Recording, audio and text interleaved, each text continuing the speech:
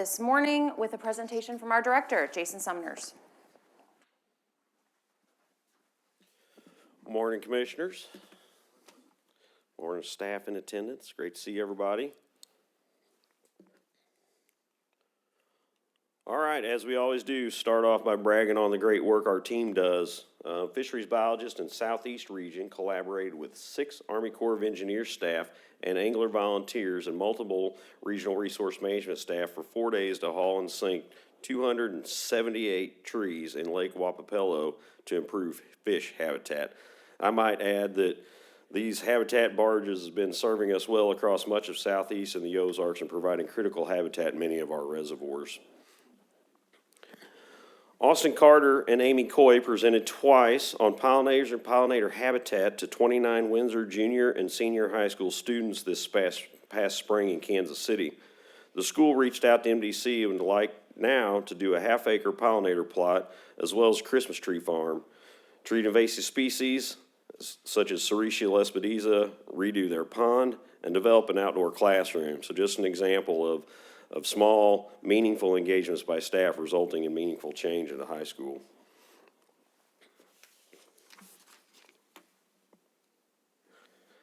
This slide shows private land glade restoration work occurring in the White River Glades and Woodlands Tier 2 geography in Southwest region. These photos are of 2 separate landowners who completed land LCAP funded projects. So again, showing the positive work being done by private landowners facilitated by our private land staff. Kansas City is preparing to host FIFA. If you haven't heard about the FIFA World Cup, it'll be coming to the U.S. in 2026.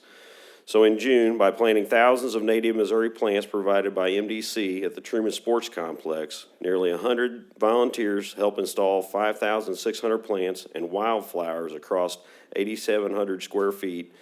This work is supported by the Missouri Department of Conservation's Native Pitch Initiative.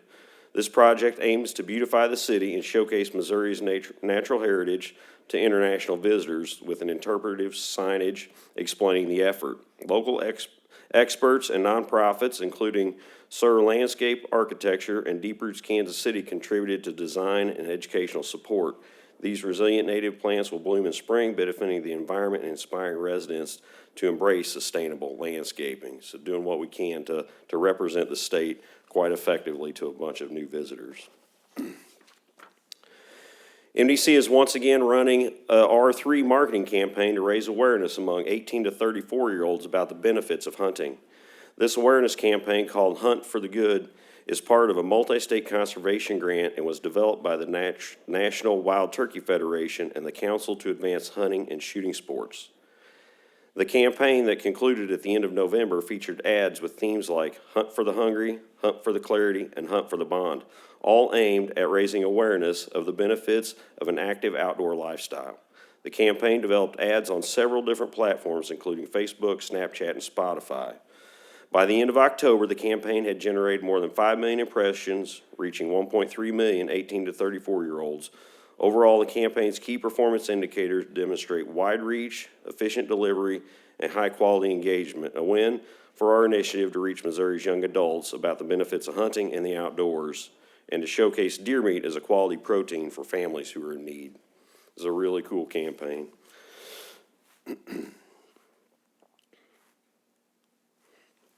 During the month of October, the Missouri Stream Team program hosted its first ever statewide honeysuckle hack challenge. Appropriately titled Nightmare in the Understory, this friendly competition encouraged volunteers across the state to help remove invasive bush honeysuckle, the plant that crowds out native species and degrades the health of our watersheds and the streams within them. Had an outstanding response. More than 100 volunteers participated, contributing 234 hours of hand-on stewardship. And it literally is hand-on, right? Like hands and saws.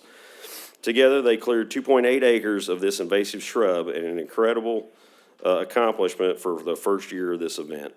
Thanks to the donations made to the Stream Team program through the Conservation Federation of Missouri, we're able to award prizes that will help the teams continue their good work. This year's prizes were gift cards for planting native vegetation in newly cleared areas and specialized honeysuckle removal tools. Challenges like these are a great way to involve, again, that 18 to 34-year-old demographic in our conservation mission. We're excited to see the challenge grow in future years and continue to support the Stream Team volunteers who are making a difference in Missouri's waters.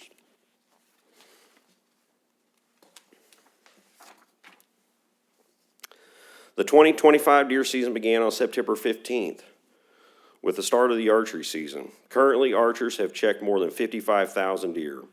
Hunters harvested about 8,500 deer during the early antlerless portion of the firearms deer season, which was open in 100 Missouri counties. During the youth portion, young hunters successfully harvested more than 18,700 deer, and over 158,700 deer were harvested during the November portion of the firearms deer season. Overall, 2025 deer harvest total is running about 6% higher than last year.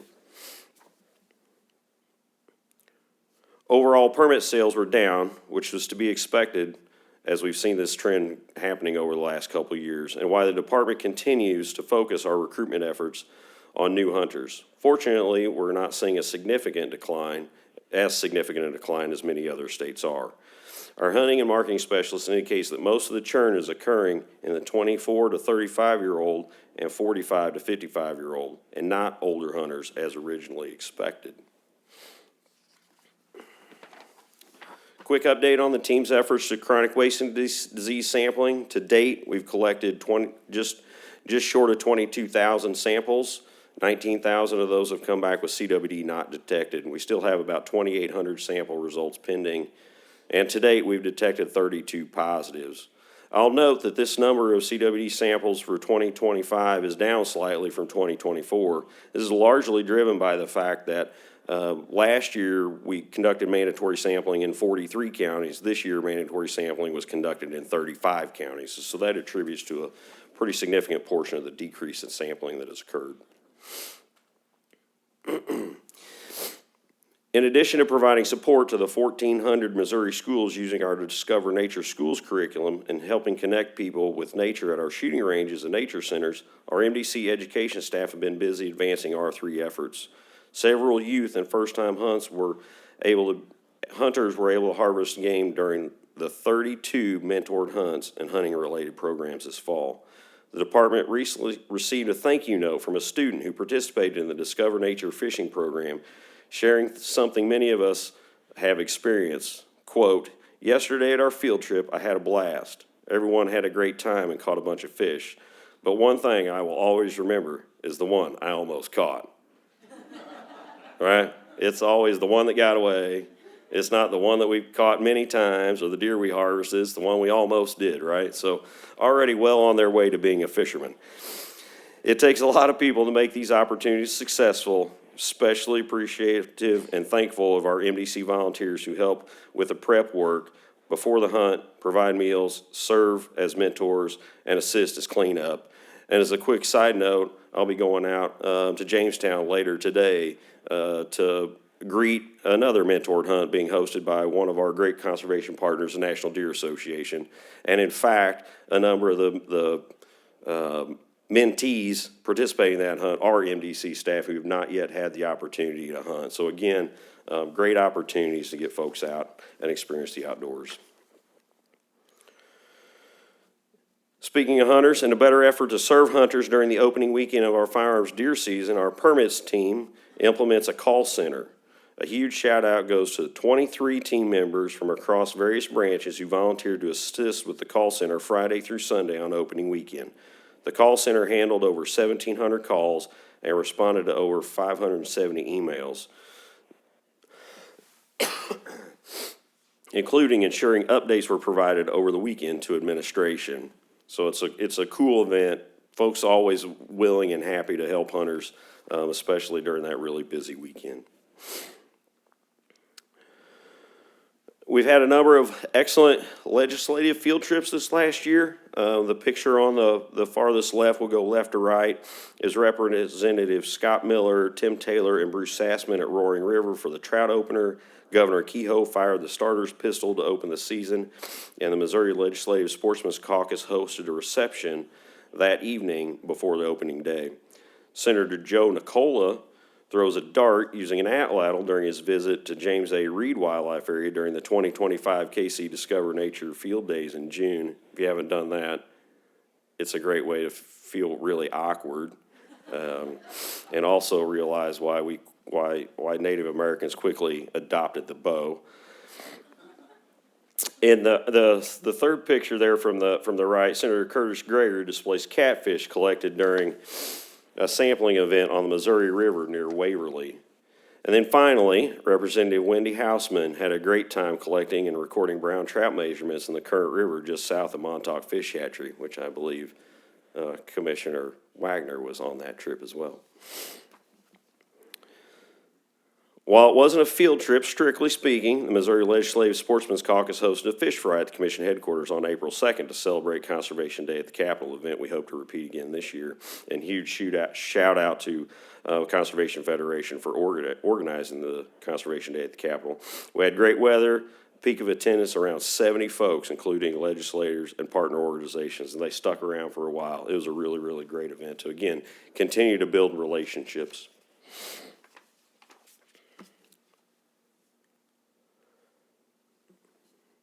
Congratulations to our very own Mike Leahy, natural community ecologist from the Statewide Resource Management Branch, who received national recognition from the National Natural Areas Association, which awarded the 2025 Carl Becker Stewardship Award. This award recognizes individuals or groups who have demonstrated excellence in stewardship through significant contributions in management, developing innovative strategies, and advancing the protection of natural areas and wildlands. Mike serves as the department's natural community ecologist within Statewide Resource Management Branch and coordinates our department's Natural Area Committee. Congratulations, Mike. Very, very well-deserved recognition. The Georgia White State Forest Nursery is busy in the seed ordering season. Seedling ordering season. Seedlings order started in September, and as of November 21st, more than 800,000 seedlings have been allocated to a total of 6,000 orders. The nursery had another successful seed buying season, taking in approximately 125,000 pounds of seeds to plant in the beds every year. Thanks to all department offices that were able to participate by buying seed buying stations for us across the state. Wildlife section reports approximately 24,000 people applied for managed deer hunts, and approximately 6,000 hunters were selected via the drawing. As of November 19th, 1,700 deer had been harvested during these managed deer hunts. Waterfowl season is in full swing. Over 12,000 hunters applied for waterfowl hunting spots at our 12 intensively managed wetlands during the preseason and in-season draws.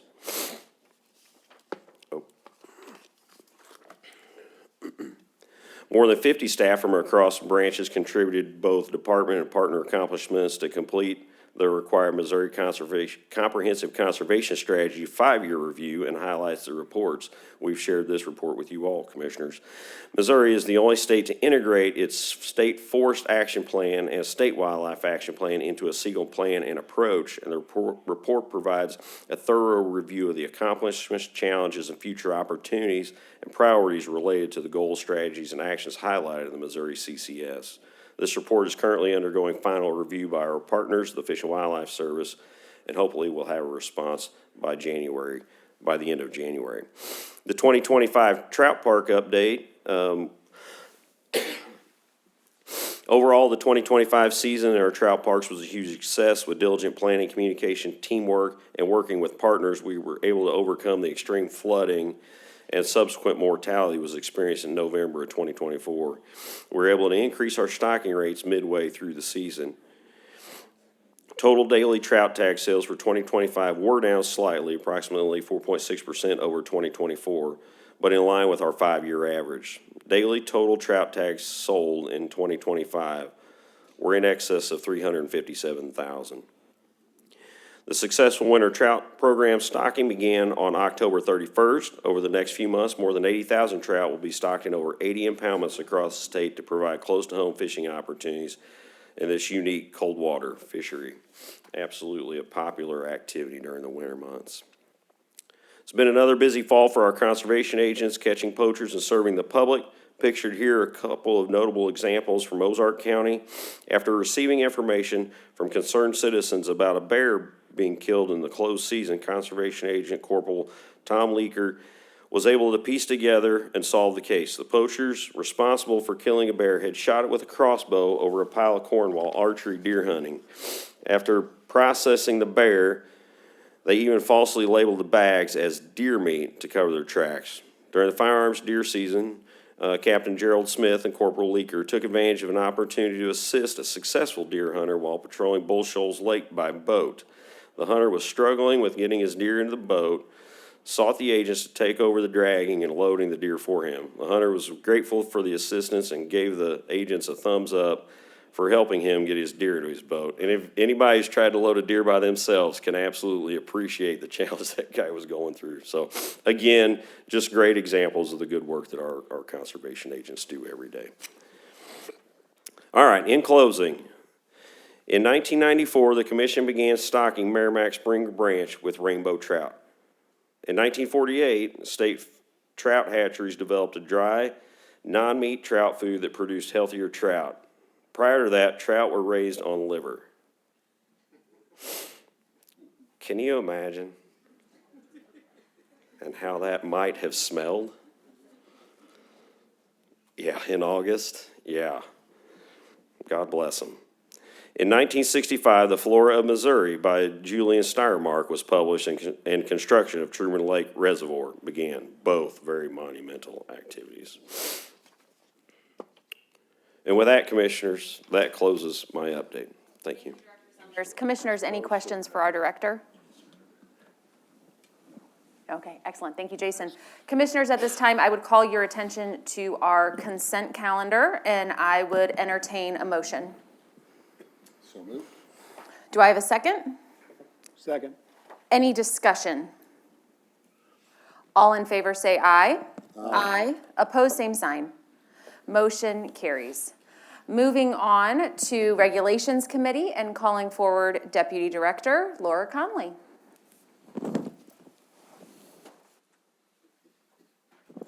Thank you, Madam Chair, Commissioners, Director Sumners.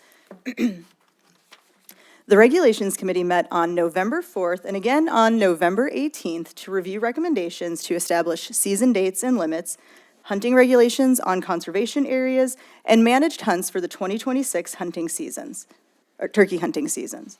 The committee also reviewed recommendations to establish season dates for each portion of the 2026 to 2027 firearms deer hunting season, along with recommendations for changes which will aid in management of chronic wasting disease, and a few recommendations to enhance clarity and consistency within the Wildlife Code.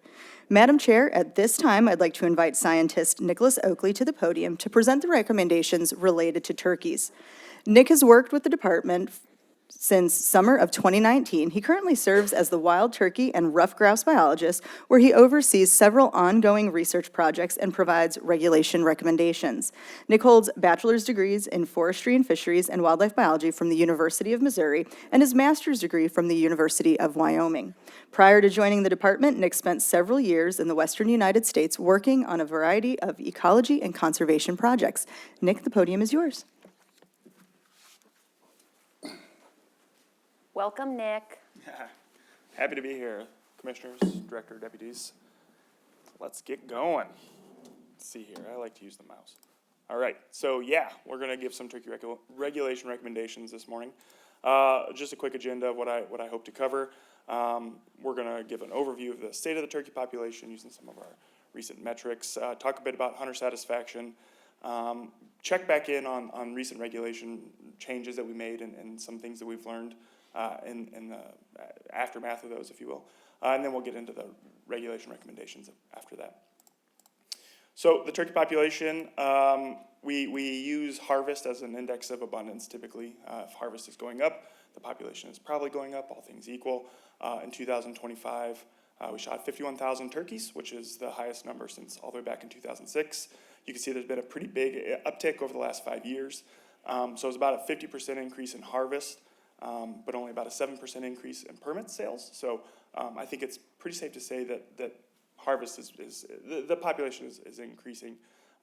And another way we can look at that, that's probably a little more useful is harvest per unit effort. So what we're calculating here is the number of birds harvested per trip, essentially. So at this point in 2025, it took about 11 trips to harvest a turkey in Missouri, which is actually quite good. Going all the way back, not counting 2023, it's the best since all the way back in 2004, which is when we saw that peak in harvest. So we're shooting a lot of birds. There's just fewer hunters in the woods. So things are going pretty well. This is a good indication that the population is stable or increasing. So good news there. The other thing we like to look at and keep track of is turkey productivity. Turkeys are a production-limited species, so if we have good production, we're going to see good population growth. If we have poor production, we're going to have poor population results as a function of that. And production this year was okay. Poult-to-hen ratio of 1.9 is probably a little lower than an ideal scenario. But it was also an extremely wet year. Late spring and early summer was super wet. It got dry after that, but right whenever I was starting to get worried about turkey production, we were really it was rain day after day after day, like just long periods of rain. So I was honestly anticipating something a little worse than this, so I was happy to see regionally we had some pretty decent production. So the statewide production number was 1.9, but 6 of our other regions had production that was actually higher than that state average. So pretty good news, honestly, in light of the weather event that I thought was going to be relatively damaging to our production this year. So as far as hunter satisfaction, right, we could talk about the turkey population. Is it doing well? Is it not doing well? But if our hunters aren't satisfied, I'm not sure that it really matters, right, at the end of the day. And satisfaction is continuing to increase. So we asked during our end of the season survey the proportion of respondents that think that their hunting experience was excellent, good, fair, or poor. And over 50%, approaching 55% of our hunters said they had an excellent or good season. But I think more importantly, since we've been asking this question starting in 2005, the lowest percentage of our respondents said that they had a poor turkey season. So I think that's good news, right? Obviously, that's good news. I guess to zoom back out, things are going okay. Yeah, things are going pretty good for turkeys in Missouri. All the data would indicate that at least stable population, if not increasing. So good news there. So a couple of years ago, we changed a regulation to allow all-day hunting on private land. And the idea there was to kind of combat some of this declining participation that we had seen. Up until that point, the turkey participation number had really kind of ticked down in a way that seemed a little alarming. So this was thought of as a way that maybe we could get more opportunity for folks to get them out in the field, kids in particular, but the folks who work a job, right, and can't take off in the morning, but maybe they have an afternoon free occasionally. This gives them an opportunity to get out in the field. So that was a good change. What we've seen since then is some pretty obvious and predictable results. So what we're showing on this figure is just the percentage of birds telechecked by hour. So this green line is all the seasons before we made the regulation change. These 2 lines are the seasons after we made the regulation change. And what sticks out, of course, is there's a peak in the evening, right? If you allow people to hunt turkeys in the evening, people will hunt some turkeys in the evening. So we understood that. But I think as important as we see a decrease in the proportion of turkeys taken during the middle of the day. And what that's telling me is that this is not all additive harvest, that some of it's compensatory. Some of those birds were probably being harvested right around noon or 1 p.m. And instead, people went out in the afternoon instead. So I think that's a useful point of reference, right? This is not all additive harvest. Some of it's compensatory. Through survey information and data, we know that about 1/3 of our hunters do take advantage of the extra opportunity, which is good. It's still overwhelmingly a morning pursuit, and that makes sense for those of us who turkey hunt. Having the woods come alive, I can go on and on. I won't. It's really an exciting thing to be a part of. It's a little different in the evening. It's still lovely, but me personally, I also I do tend to go in the morning. But that we have enough folks taking advantage of it, I think is good, right? It was a regulation change that had an effect on people, and I think that's that's where we need to be. The question is always, however, how many birds are we harvesting in the evening, right? That's a question I get still, and we don't have a way to get at that directly. We don't have, we don't check, like whenever you check a bird, the regulation is that you just need to check the bird by 10 p.m. that day. So always, right, so going back before the regulation change, we had people checking birds in after 1 p.m. Totally legal, absolutely reasonable. Since then, we've seen about a 10 percentage point increase in the birds that are checked after 1 p.m. So to me, that's probably where we're at. We're seeing about 10% of the harvest is coming after 1 p.m., which is dead in line with what other states have found that studied this when they made those changes. That's about what we would expect. It seems to be playing out that way. It's interesting to see how closely these lines matched from the last 2 seasons. I was expecting a little variation just because the first season to the second season, they're dead smack in line with each other. So that's interesting and indicates that that's probably the true kind of the nature of how afternoon harvest is going to play out. I'll keep tracking it because it's interesting to me, but I don't expect to see much change in that regard moving forward. Okay, so for the fall turkey season, we also made a regulation change. We combined the fall firearms and archery permits into one fall turkey hunting permit. And we also reduced the bag limit from 4 to 2. Four birds during the fall was pretty liberal. We were one of only a couple states in the country that allowed that level of harvest. More states are moving towards more restrictive fall seasons. It seemed like a bag limit of 4 was it was a little untenable, so that was a fairly no-brainer reduction. The combination of archery and firearms permits into one permit essentially meant that folks who archery hunt, who used to get archery permits along with their deer permits, would need to go out and get an additional set of permits. And we were thinking there that it would decrease some of the opportunistic harvest, right? You have a turkey tag in your pocket, the deer aren't moving that day, turkey walks by and you think, I've got the tag, I'll go ahead and take that bird. Whereas, right, the avid fall turkey hunters, there was some conflict there. So we thought that this might address that conflict while still maintaining a good fall turkey hunting opportunity. And what we've seen so far is that firearms harvest hasn't changed much. I consider those probably the more avid, honestly, more avid fall turkey hunters. But our archery harvest has decreased by about 50%. So it seems as though we have eliminated some of that, what I think of as sort of opportunistic fall turkey harvest. So I think, again, this regulation did seem to kind of thread the needle in a way that I think was what we had hoped for, and we were happy to see these results. And folks still, of course, can go out and fall turkey hunt, which is important. I did not want to get, and I do not want to get rid of that opportunity moving forward. So as far as fall recommendations, I'm not going to recommend any changes. I think where we're at right now is a good spot to be in terms of season length, bag limits, and things like that. So I think we can kind of sit with that for another year or two, continue to assess where things are, where we landed, and if we need to make changes, then we always have that opportunity. But as of right now, I think things are going the way we would have hoped. So good news there.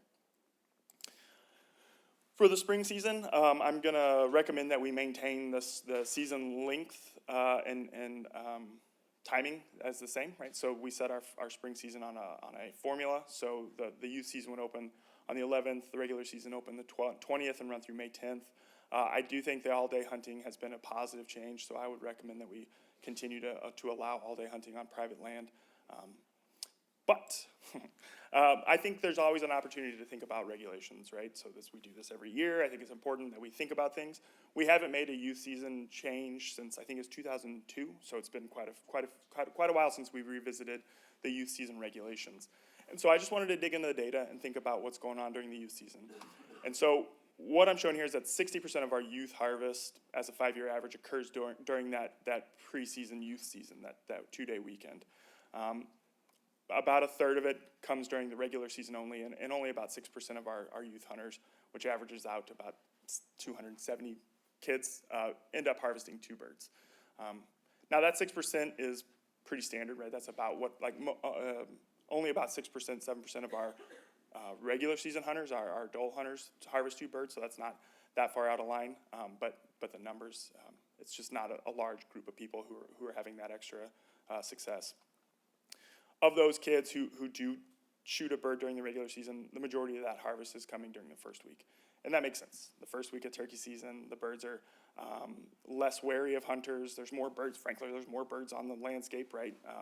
And so to me, it makes sense I should step back. The regulation as it is now is if you harvest as a youth hunter a bird during the youth season, you're not allowed to go turkey hunting until the second week of the season. And so I think there's room there. If we were to allow our youth hunters to hunt during that first week, even if they are successful. We can kind of maintain some of the momentum we've had with the recent improvements and participation and things like that. So that's my proposal, that we allow youth hunters to hunt during that first week, whether or not they were successful during the youth season. As I showed, it's a pretty small number of actual people. Like, we're not adding 10,000 hunters to the woods during that first week. It'll be a couple, 2,500. And I feel like, a youth hunter, a young hunter, they've had success that first week, and then we say you're not allowed to go out again until the hunting has probably gotten a little more competitive.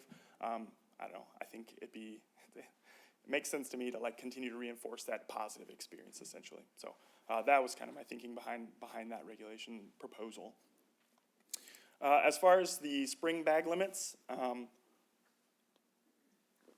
the change here that I'm proposing is that we reduce the non-resident spring bag limit from 2 birds to 1 bird. And we've got a bunch of slides about this, so I'll just leave that there. That's the proposal. Obviously, this is one where it's important to ask, why are we making a change? And the reality is that hunter satisfaction is really closely tied to interference. When we ask our hunters during an end-of-season survey, like, what is it that made your hunt successful or not successful? And typically it's seeing a turkey, hearing a turkey, and then being by yourself in the woods, right? That often comes ahead of shooting a turkey. So this is important to our hunters. Since 2006, which is kind of whenever I started really kind of digging into this data, a slightly larger percentage of our non-resident hunters fill 1 permit. In reality, the reduction from a bag limit of 2 to 1 is impacting hunters that only fill 1 tag. Right, that's a loss of opportunity for those folks. Once you fill that 1 permit, you are now out of the woods. But we've seen that increase a bit, right, where it's stayed pretty stagnant for our resident hunters. So almost approaching 40% of our non-residents do fill a permit. So that's quite a few folks that we would affect with this change. We were directed by the commission to kind of look into this non-resident question. So we put out a big survey in March, and the high-level takeaway there is that our residents would like to see some regulation change as it relates to non-residents. We didn't specifically ask about turkey bag limit changes. That wasn't part of that original survey, so we went ahead and opened a public comment period again in November. And I'll get into more of the information, but the majority of folks were in favor of that on that open comment period as well. So it's clear that there is appetite for this type of change with our constituents. And finally, a point I think I'll make, so non-residents, as a percentage of the overall population of our hunters, it's relatively small, 10-12% of our hunters are non-residents. But we know from our area use data that they do seem to concentrate in some areas. So while it may not be a pervasive problem statewide, there are definitely folks who are affected by additional non-resident pressure. I think that's pretty undeniable, so worth keeping in mind. So that public comment period, the prompt we provided, it's long. Essentially, we're saying we're considering a non-resident bag limit reduction from 2 to 1 bird. What impact, if any, do you think this would have? I coded all these, we got about 2,200 responses. The first sort of thing I did was I coded those responses, like, generally, are you in favor of this, not in favor of it? And then provided an ambiguous response would be someone like, I think we should go to a draw. Like, that was the comment. So are you in favor, are you not in favor? Hard to know. So I was pretty conservative with what I considered ambiguous. So my guess is that it's probably a higher percentage of in favor, but my conservative nature, I hedged a bit. So I put those in the ambiguous category. But some common themes that came out of this public comment period, and that's what the value of a comment period is we can get some more in-depth sort of feelings about the thing. Predominantly, people are just like, it's going to have a positive impact on the turkey population. I provided like a 1-page sort of roundup of the data that I had and my instincts about it, and said pretty explicitly, I don't think this is going to have a positive impact on the turkey population. The number of birds that we would be conserving, if you will, by limiting these non-residents is pretty low. Nevertheless, if the non-residents shooting a turkey off the neighbor's place or off the piece of public ground that you hunt, I get it, right? It's probably not going to impact the population growth rate of the turkey population, but the local carryover of gobblers will be improved to some extent. Most thought that it would, again, just have generally a positive impact for our resident hunters. By reducing non-resident pressure, it's good for our resident hunters. better public land hunting. That makes sense to me for sure. As non-residents focus on certain patches of ground, if that's a place where you used to hunt or currently hunt, if there's a bunch more people out there that are non-residents, I think this could have an impact positively on certain public land areas. Another one that came up quite a bit was that it would have a negative impact on the local and rural economies. I think that's something to keep in mind. I think if we reduce the number of non-residents that come into the state, that does have an impact. I don't know how to measure that. That's pretty far out of my wheelhouse. But I think that it certainly makes sense that would have a case.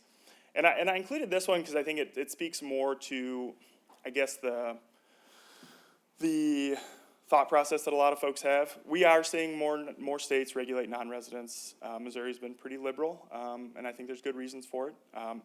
But whenever you can compare us to other states around us, surrounding states, and say, well, Missouri is the easiest place for non-resident to hunt, and as a resident hunter, I don't think that's fair. I think that does inform a lot of these feelings and the desire to make a change.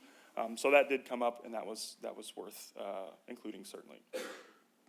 So what will a bag limit reduce, what will a bag limit address? A change. What will a reduction in bag limit address? There it is. So to me, I think it's gonna reduce the number of days folks spend in the field. That's essentially what I think, right? So if you harvest a bird the first day you're in Missouri, you can continue to hunt in Missouri, assuming it's into the second week. Whether or not you fill that permit is kind of irrelevant. You're in the woods. You're making, you're disturbing, right? It is what it is. And so what we saw from that survey in March is that a lot of non-resident hunters spend a pretty significant amount of time in Missouri. We also know that non-resident hunters will, opening day is not the primary day for non-resident hunters. It's that Sunday and Monday of the first weekend and the second week. And that's because once the calendar flips to that second week, you can fill a second permit. So if you shoot a bird Sunday, you can then shoot another bird Monday. And we know that that's a strategy being employed. The data supports that really well. So I think what this does is it probably will reduce the number, the 36% will shrink, the 43% will shrink, and it'll all kind of shift up, which I think is good, right? That'll reduce some pressure out there on the landscape. As I said, that one bird bag limit during the first week already does clearly have an effect on hunter behavior. So I think this will also have an effect on hunter behavior. I'm not certain that it won't make early season more popular. I think it probably will. So the number of non-residents that come opening day might increase. I will say that our opening day is similar to opening day for other states. So if Arkansas's opening day is the same as Missouri's opening day, I'm not sure that Arkansas hunters are going to come to Missouri for opening day. They'll probably hunt at home, for example. So I think that's going to be one that I'd be interested in tracking because I'm not sure the effect it'll have. My guess is it does impact the opening or the early season, but then honestly that makes the later season less busy, right? There'll be fewer non-residents in the wood later in the season, so positives there certainly. I do think it'll reduce overall attractiveness of Missouri as a non-resident destination. Again, good or bad, I'm not sure, but I think ultimately it will reduce the number of non-residents that come to Missouri to hunt. That was relatively apparent from the comment period. It's like, what impact would this have on you? And I saw several responses.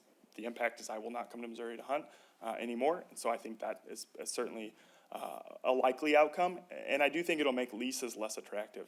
So I focus a lot on public land because I think that's where the interface is. It's hard to quantify how much non-residents are impacting leases in Missouri.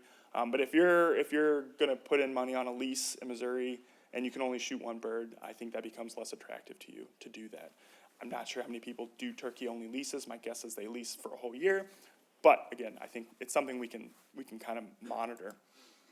And functionally, it doubles the price for a turkey in Missouri, which was another comment that came out quite commonly, that we should increase our permit prices. This isn't an increase in permit prices, but it does cost more to shoot one bird in Missouri. So that's kind of the information I had on that. We had a couple proposals for changes to conservation area regulations and managed hunts. I'm proposing we remove this managed hunt in the St. Louis region. Staff feel the turkey population is too low to support it. It's a pretty small quota that we allow to hunt there, and the staff don't have time to administer the hunt, so I think that makes sense. And then the rest of these these are 3 properties that we've acquired, so we're putting them in as conservation areas with statewide regulations. And the other 2 had archery-only regulations in place, but then allowed shotguns during the fall. So just to be consistent, they'll just allow shotguns during the spring as well. So those make pretty common sense to me, good changes. And with that, I am happy to take any questions. Nick, great presentation. Just a few questions and comments from me, and then I'll open it up to the rest of the commission. Anecdotally, the commission action to open up all-day turkey hunting on private lands, I have heard nothing but positive things. It's one of the things that I get talked to about most often and get to listen all that positive feedback. So I think that was a great action. Also, I'm a huge fan of youth season. You know that. Yes. And great to keep encouraging youth to be spending more time in the woods and chasing turkeys, and that's excellent. You had your map as far as poult to hen ratio, and those southeastern handful of counties being at 3.7, what do you attribute that to? That's a good question. So that's the Mississippi Lowlands production region. So one thing is there is some sample size bias, so there's going to be some variance around that because we don't get that many samples because there frankly aren't as many turkeys there. So we'll get like 13,000 total records from the state, which is incredible, right? Envy of the country with our brood survey and how much participation we get. We'll get 50 records from the southeast. So I think if you're seeing turkeys, you're reporting them, but it's been pretty consistently high, and we have seen increases in turkey harvest. So I think there is some signal there. I think production is pretty good down there, but I don't think it's one of those. I'm not sure that we can replicate it per se, because I think there is just tiny pockets of habitat that just are doing well. Yeah, I'm not sure. Did that answer the question? Of course, yeah, no, just wondering what you would attribute that to. Yeah. And then the hunter satisfaction survey, what is our response rate on that? Is it staying steady? Is it up or down? And really, I'm asking to also help encourage hunters to give us that feedback because it is being used. Absolutely. I think it's pretty steady. It is quite low. I think it's around 15% response rate. So yeah, it's relatively low. I agree. Every time I talk to someone, I'm like, we put out surveys, please respond. So yeah. Well, I also interpret that low, poor rating is actually probably a double positive, because if people are really upset, they're probably going to be more likely to fill out the survey and tell us they're having a negative experience. That's right. Yeah, no, good instinct. I think that's And then if I could just real quickly, I know this wasn't part of the presentation today, but you and the staff have devoted a lot of time toward habitat work, both on our conservation areas as well as with private landowners. Could you just briefly speak to the opportunity there in case anybody's listening in on this meeting and wants to help create more turkeys on the landscape? Yeah, you bet. I appreciate it. So we had the Turkey Habitat Initiative, which was good insight from my predecessor. She sort of started the ball rolling. I grabbed the reins. I hope I did all right, kind of seeing it across the line. But we produced a whole bunch of products, right? So we have a big habitat management booklet that we spent quite a few hours with partners, and Megan Duffy Yates was the Turkey Habitat Initiative coordinator. She deserves a ton of credit for this. We got that published. It's ready to go. We also developed a kind of a habitat scoring guide. So if you have a piece of property and you want to know if you have turkey habitat, it's really easy to work through. We developed it with the landowner in mind. So you can go out and get a empirical score. I'm 30 out of 60 on brood habitat. And so I think that's going to be a really useful communication tool.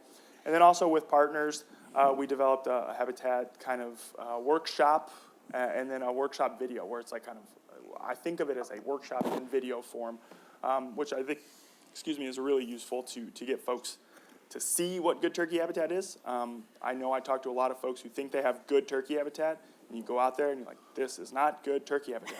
This is what good turkey habitat looks like. And they go, I do not have good turkey habitat. And I think that's what's really valuable about it. So that can all be found. I asked for a vanity URL because our website can get long strings, so it's mdc.mo.gov/moturkeys. And all that information is there, and it's really great. Excellent. Thank you, Nick. Commissioners, any questions for Nick? If I may, Absolutely, Frank. what does constitute a healthy poult to hen ratio? So the literature would suggest that around 2 is good for a replacement level. So if our production is around 2, our population should be relatively stable. I think that's honestly a little outdated, and I'm not sure it's as relevant to Missouri. What we saw was in 2021, our poult to hen ratio was 1.9 as well, so very similar to what it was. It was actually similar regional breakdown. And then 2 years later, which is kind of what this will inform, right? 2 years later, we've got adult gobblers from that cohort, and we saw our harvest jump like 18-20%. So I actually think 1.9 as a production level in Missouri is okay. I think it's pretty good, actually. As we get a little lower than that, I think some of the worst years before 2021, it was like 1.6, 1.7, and I think that's probably a little alarming. But turkeys they tend to be pretty boom and bust. So we're going to see years where like production's off the charts, relatively speaking, and then other years where it tanks. As long as we're not stringing together too many bad years in a row, which is kind of what happened between like 2016 and 2020, then we're going to be okay. We just need to get to the next cohort, essentially. As a follow-up, can you speak a little bit to, when we talk about habitat, there's also fur bearer pressure. And Sure. as an avid turkey hunter and who has the unfortunate lifestyle of running around with a lot of avid turkey hunters, we do feel that the fur bearer population has exploded in the state and is having an adverse impact. Don't know if that's factual. Yeah. But there's a habitat component and then there's a predator component. Yeah. Can you speak to the correlation and speak to that situation a little bit? Absolutely, and I think they're linked. So I think, no doubt, I think there are certain species that have increased, right? Raccoons. We look from our science station surveys, and I don't want to talk about Nate's work without him here, but we've seen increases in things like raccoons. Coyote populations seem to be increasing. Bobcat populations seem to be increasing, and these are all species that do impact turkeys. I just watched a really good, I was at a research symposium all week, and I watched a really great presentation where we were able to outfit birds with accelerometers. So if a bird moves, that triggers an accelerometer, and so we're able to track when birds were actually predated. Right now, you find one of your research birds dead on the ground, you're like, we don't know. Was it predated? Was it scavenged? We really don't know. For this, you can be like, this bird was on the roost and then died at 2 a.m. And so they found that they attributed almost 30% of their mortality to great horned owls, right? Yeah. And great horned owl populations are increasing as well. So I guess my big point is it's going to be difficult to manage predators because a lot of things like to eat turkeys. Red tails will eat a poult. Snakes eat eggs. It's a challenge. But one of the things that I think is important to note is that as land use changes have shifted a little bit, the way we manage things, we're not only creating poor turkey habitat, we're creating good predator habitat. So our habitat management is exacerbating some of the fur bearer problems. And so some really fun, cool papers came out where if fire frequency was a good indicator. The more often you use prescribed fire in the landscape, the more these fur bearer populations decrease. They just don't use those areas, right? It's bad fur bearer habitat. It's actually good turkey habitat. So the more we can manage for turkeys, I think we're actually going to have a positive impact on the predation rate as well. It's a big lift, right? I mean, we got a lot of land to manage. It's not going to be one of those things that we can do overnight. But I think as we shift focus, and the Turkey Habitat Initiative hopefully is trying to move that needle, the more I think that becomes less of a problem. Excellent, thank you very much. You bet. Commissioners, any other questions? I got a comment, but you got a question, go ahead. Well, thank you, Commissioner.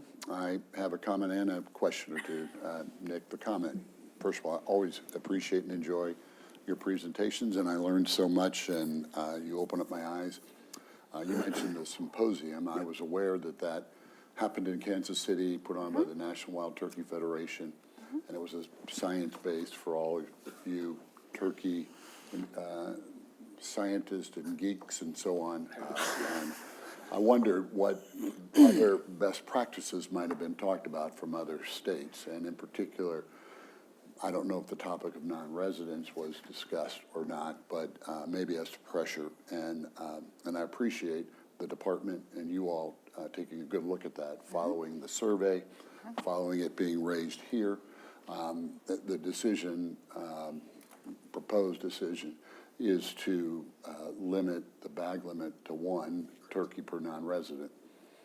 Were other options considered that maybe for a rainy day down the road, but the one that comes to my mind, and you did address it, is only allowing non-residents to start their hunts on the second Monday of the month and drive them to that second Monday, under the notion that more turkeys are killed the first couple of days, the resident could go out to the land, he's not gonna be crowded by this potential rush. You characterize it as, May draw.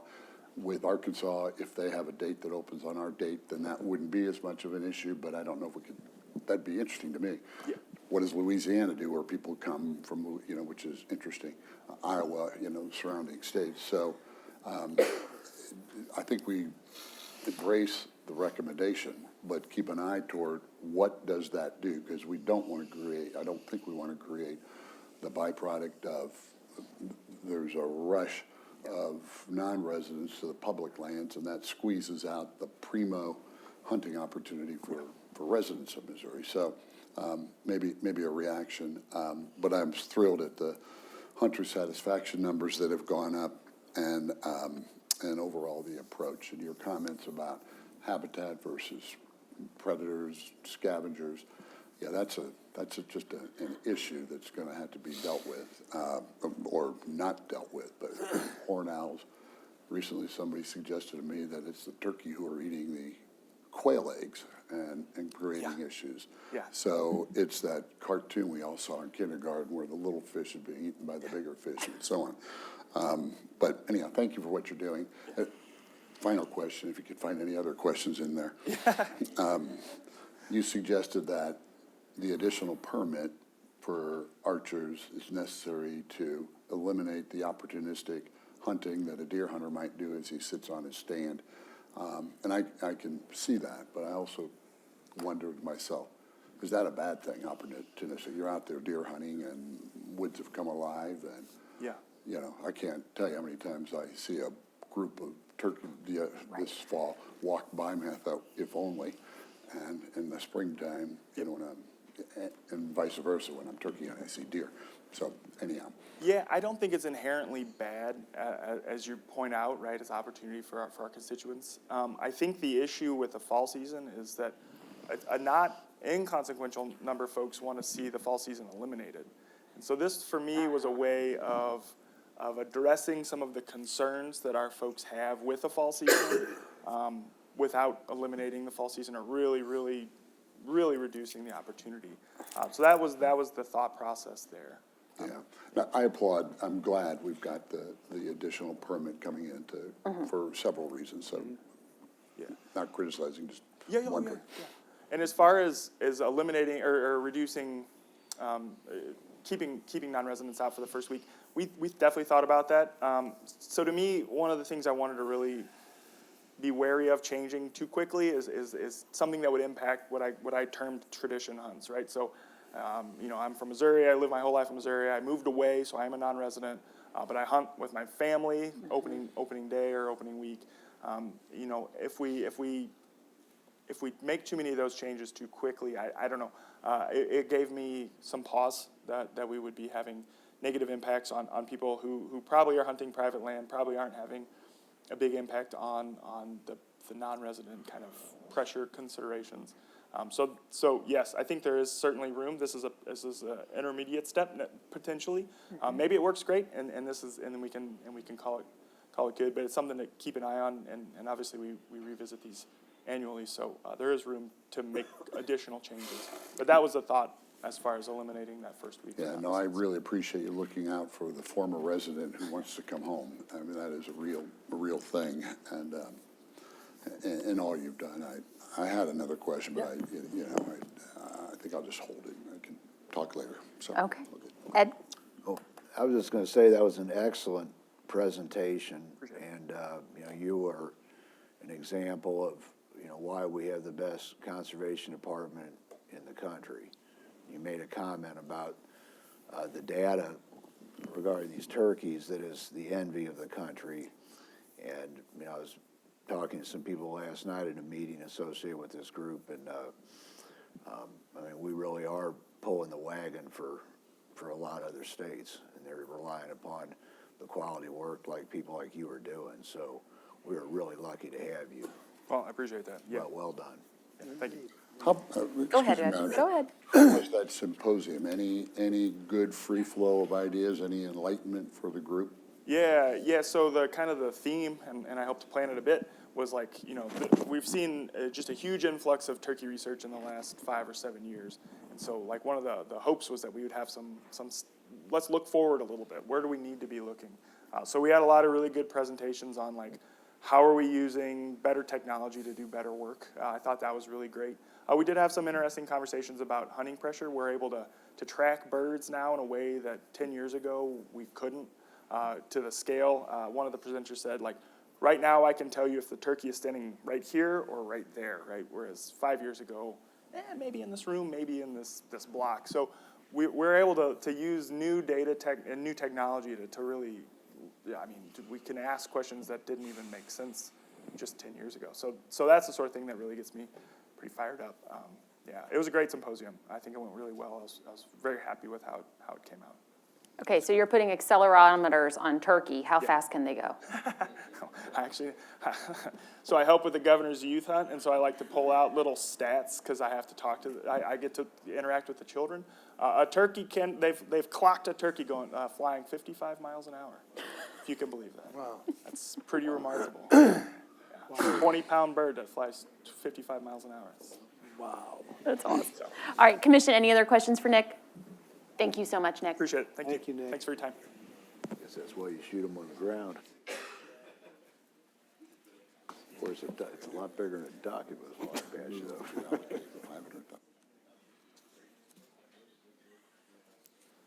Yes, Laura. All right, thank you, Nick. Thank you, Commission.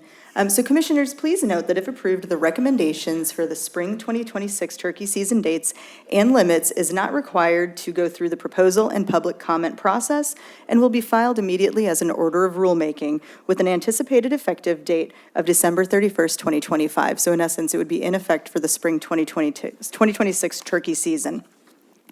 If approved, recommendations for spring 2026 managed hunts and conservation area regulations will be incorporated by reference within the spring turkey hunting regulations booklet. Madam Chair, I request Commission approval of all turkey recommendations as presented by Mr. Oakley and as detailed in your packet. And I would offer one point of clarification. So the reduction in the non-resident bag limit would not apply to those hunting on a non-resident landowner permit. So just as a point of clarification. Thank you for that clarification. Do I have a motion to approve staff's recommendation? So moved. Second? Second. Any discussion? I would just highlight as well, as Nick mentioned, that these are things that we review annually. Absolutely. Specifically, the adjustment to non-residents would be something that would be considered in the future. Absolutely. Yep. Excellent. All in favor say aye. Aye. Opposed, same sign. Motion carries. Thank you.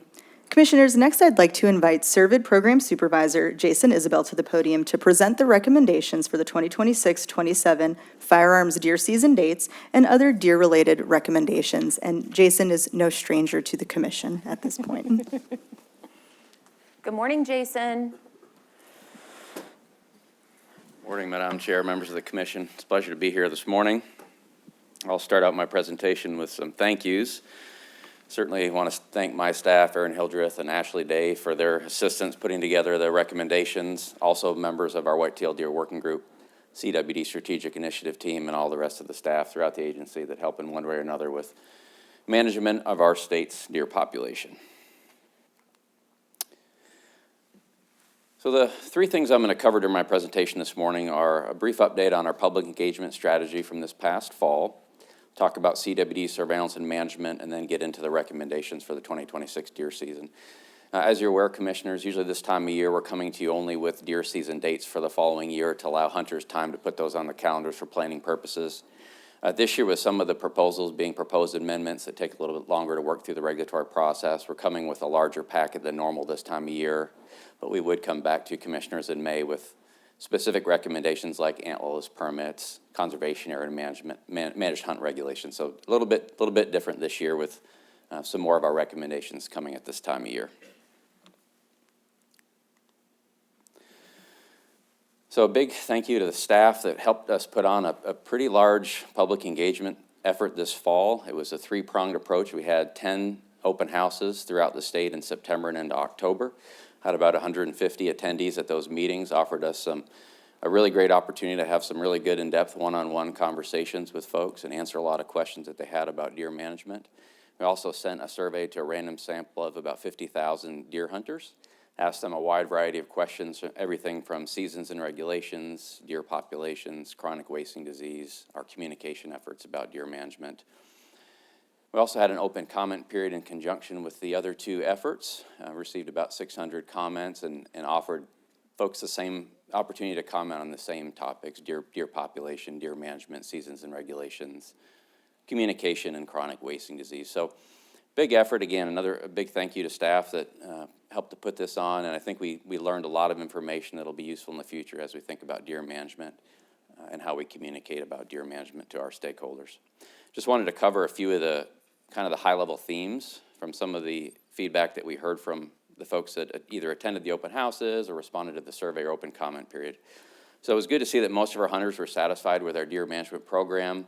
Most of the hunters felt that our seasons, our regulations, and bag limits helped them to achieve their deer management goals, whether they were a hunter or a landowner. Perhaps not surprisingly, most of the feedback that we received was about chronic wasting disease and CWD management. We did hear some concerns and questions about specifically our targeted removal efforts. There was quite a few folks that expressed a desire for more information about chronic wasting disease, more information about CWD management. And so I think as we look at the feedback that we got, it's certainly, from a CWD communication standpoint, certainly be important as we update our CWD communication efforts and use what we learned from these efforts in future communication. Some additional themes that we heard, we had a number of folks that commented about regulatory complexity. That was the most common comment that we got in terms of seasons and regulations, is about the number of firearms deer season portions and the associated complexity. We did hear from a number of folks about the increasing number of non-resident deer hunters in the state and the impacts that the non-residents are having on some of our resident hunters. And then quite a few comments about the Share the Harvest program and a desire for folks to have more of an opportunity to donate deer that they harvest that they can't use themselves or give to friends and family.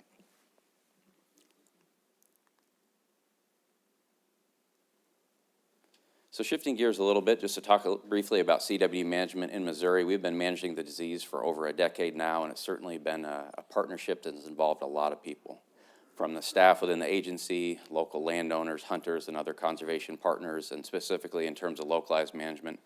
It's the largest localized management strategy being conducted anywhere in the country. So a lot of work has been put into safeguarding the deer population from this disease. And although we've seen geographic expansion of the disease in the state, our infection rates continue to be very low. Less than 1% of our samples are testing positive at the statewide scale. And even within our CWD core areas, which would be the areas within a mile or two of where we detect the disease, still less than 2%, which is a great thing. And that's one of our objectives, is to keep that infection rate as low as we possibly can. Commissioners, you would have seen this graph at the presentation that Jennifer Hoggett and I gave earlier this year that shows the effectiveness of localized CWD management. There are a number of states and one province here compared to Linn and Macon counties in northern Missouri. And the graph, without going into too much detail, just shows the apparent prevalence rates of CWD across these jurisdictions. And in my mind, answers the question very well of, is localized management, is targeted removal an effective strategy for managing chronic wasting disease? And we can say by looking at this that it certainly is. And we've received some national attention here this year. The National Deer Association had an article back in September that talked about the importance of CWD management. So although it's an effective strategy, we certainly know that it doesn't come without challenges from a public perception standpoint, and also from an access standpoint, to be able to get into these core areas and do the work that is needed to keep those infection rates low. So CWD surveillance and management. So although we've got low infection rates of CWD in the state, we certainly have seen the geographic distribution of the disease change. The map that you're looking at in the bottom left is the current chronic wasting disease management zone, which would be any county that's had a positive detection or any county that's within 10 miles of a positive detection. So through time, we've seen the size of that zone grow. And with the growth of the management zone, certainly the complexity of regulations has increased. We've also seen, particularly within the last 2 or 3 years, a greater frequency of detection outside the zone. So where just 4 or 5 years earlier, it was pretty rare to have a detection outside the zone. That's been not the case the last 2 or 3 years. So certainly a greater risk to the deer herd outside the management zone than in previous years. And I also mentioned the regulatory complexity has resulted in a management zone map. Clearly, you can see there's a few islands of counties that are surrounded by zone counties that have different regulations. And if we look at the antler point restriction, on the map on the right, we've got 3 different blocks of counties, and so certainly the distribution of that regulation across the state has changed as well. So I mention all of this to say that as we started to look at what regulation changes we might propose, we were looking at it through the lens of how can we continue to minimize the impacts of this disease on the deer population and address some of the regulatory complexity that has resulted from the expansion of the disease in the state.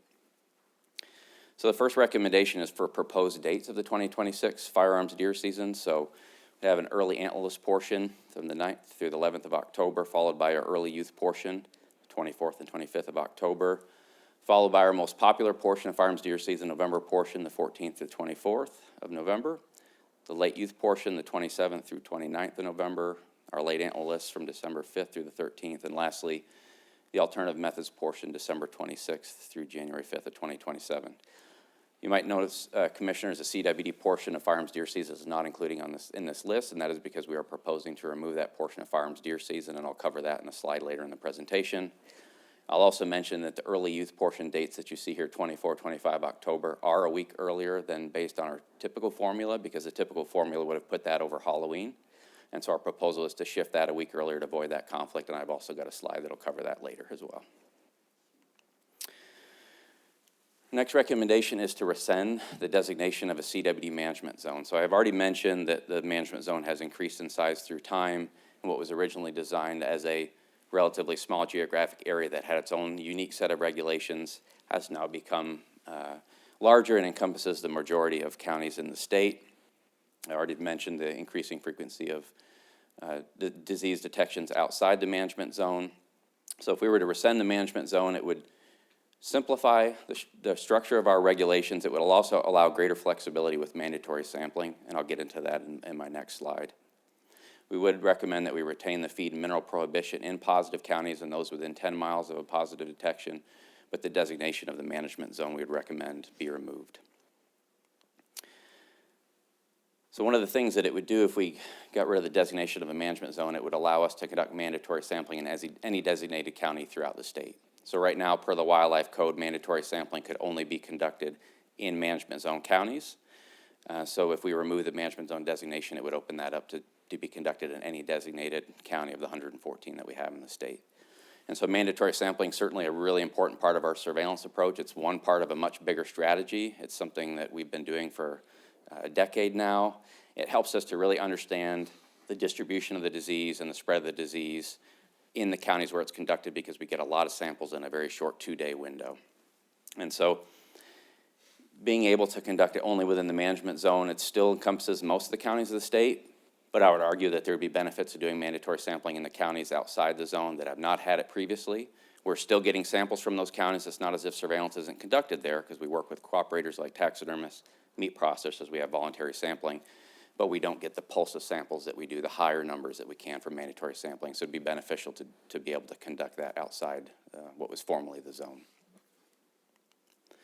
Our next recommendation is to rescind the antler point restriction.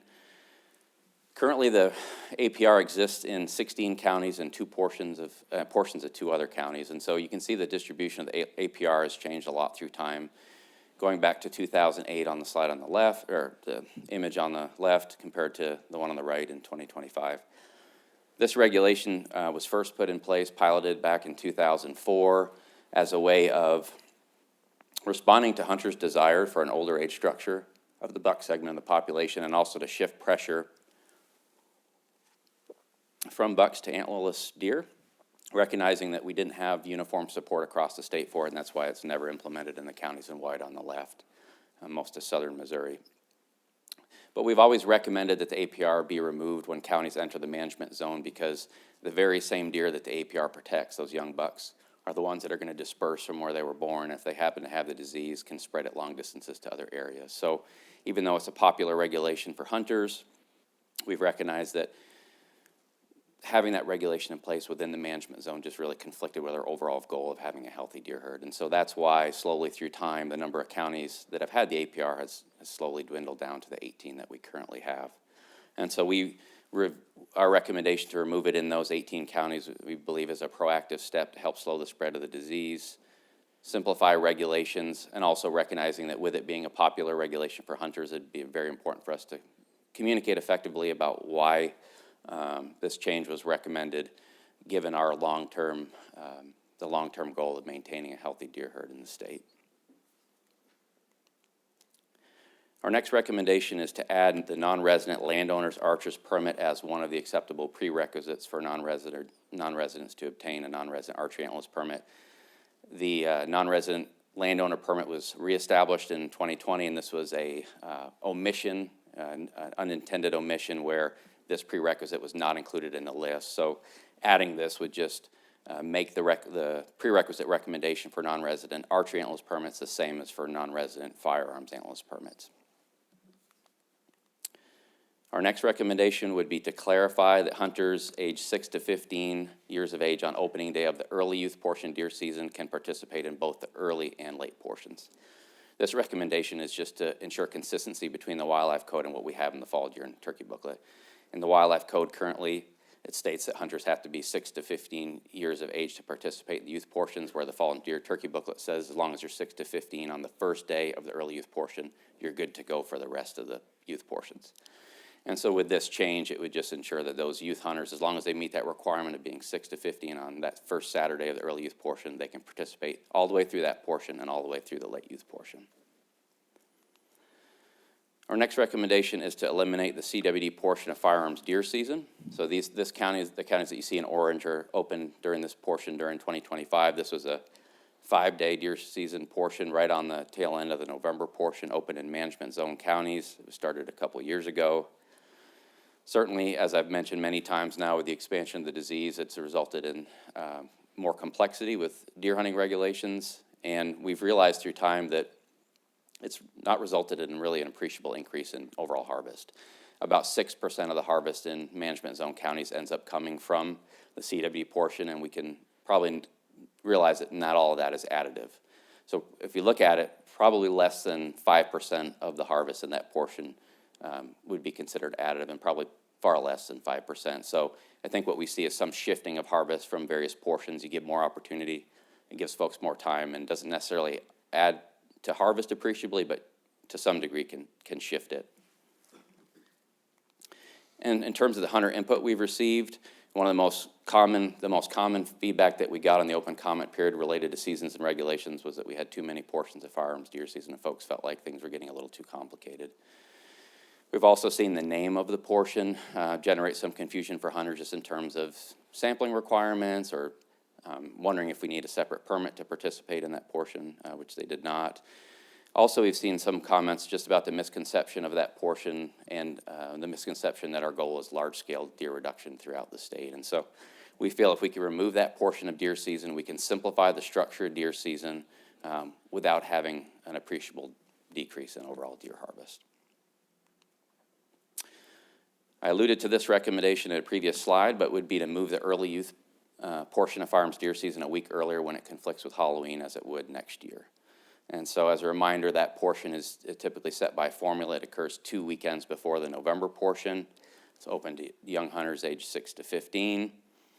So if we moved it a week early, it would still occur when deer movement is still pretty good. The recommended dates for 2026 would be the 24th and 25th of October. Still pre-rut, still weather's usually pretty good that time of year. I'd still expect to see good deer movement without the conflict and without young hunters and their families having to decide if they're going to go deer hunting or trick-or-treating on Halloween. So it would avoid that conflict, and it would be, I think, similar to our approach with youth spring turkey season and Easter, whereas if the youth spring turkey season would overlap with Easter, we shifted a week earlier.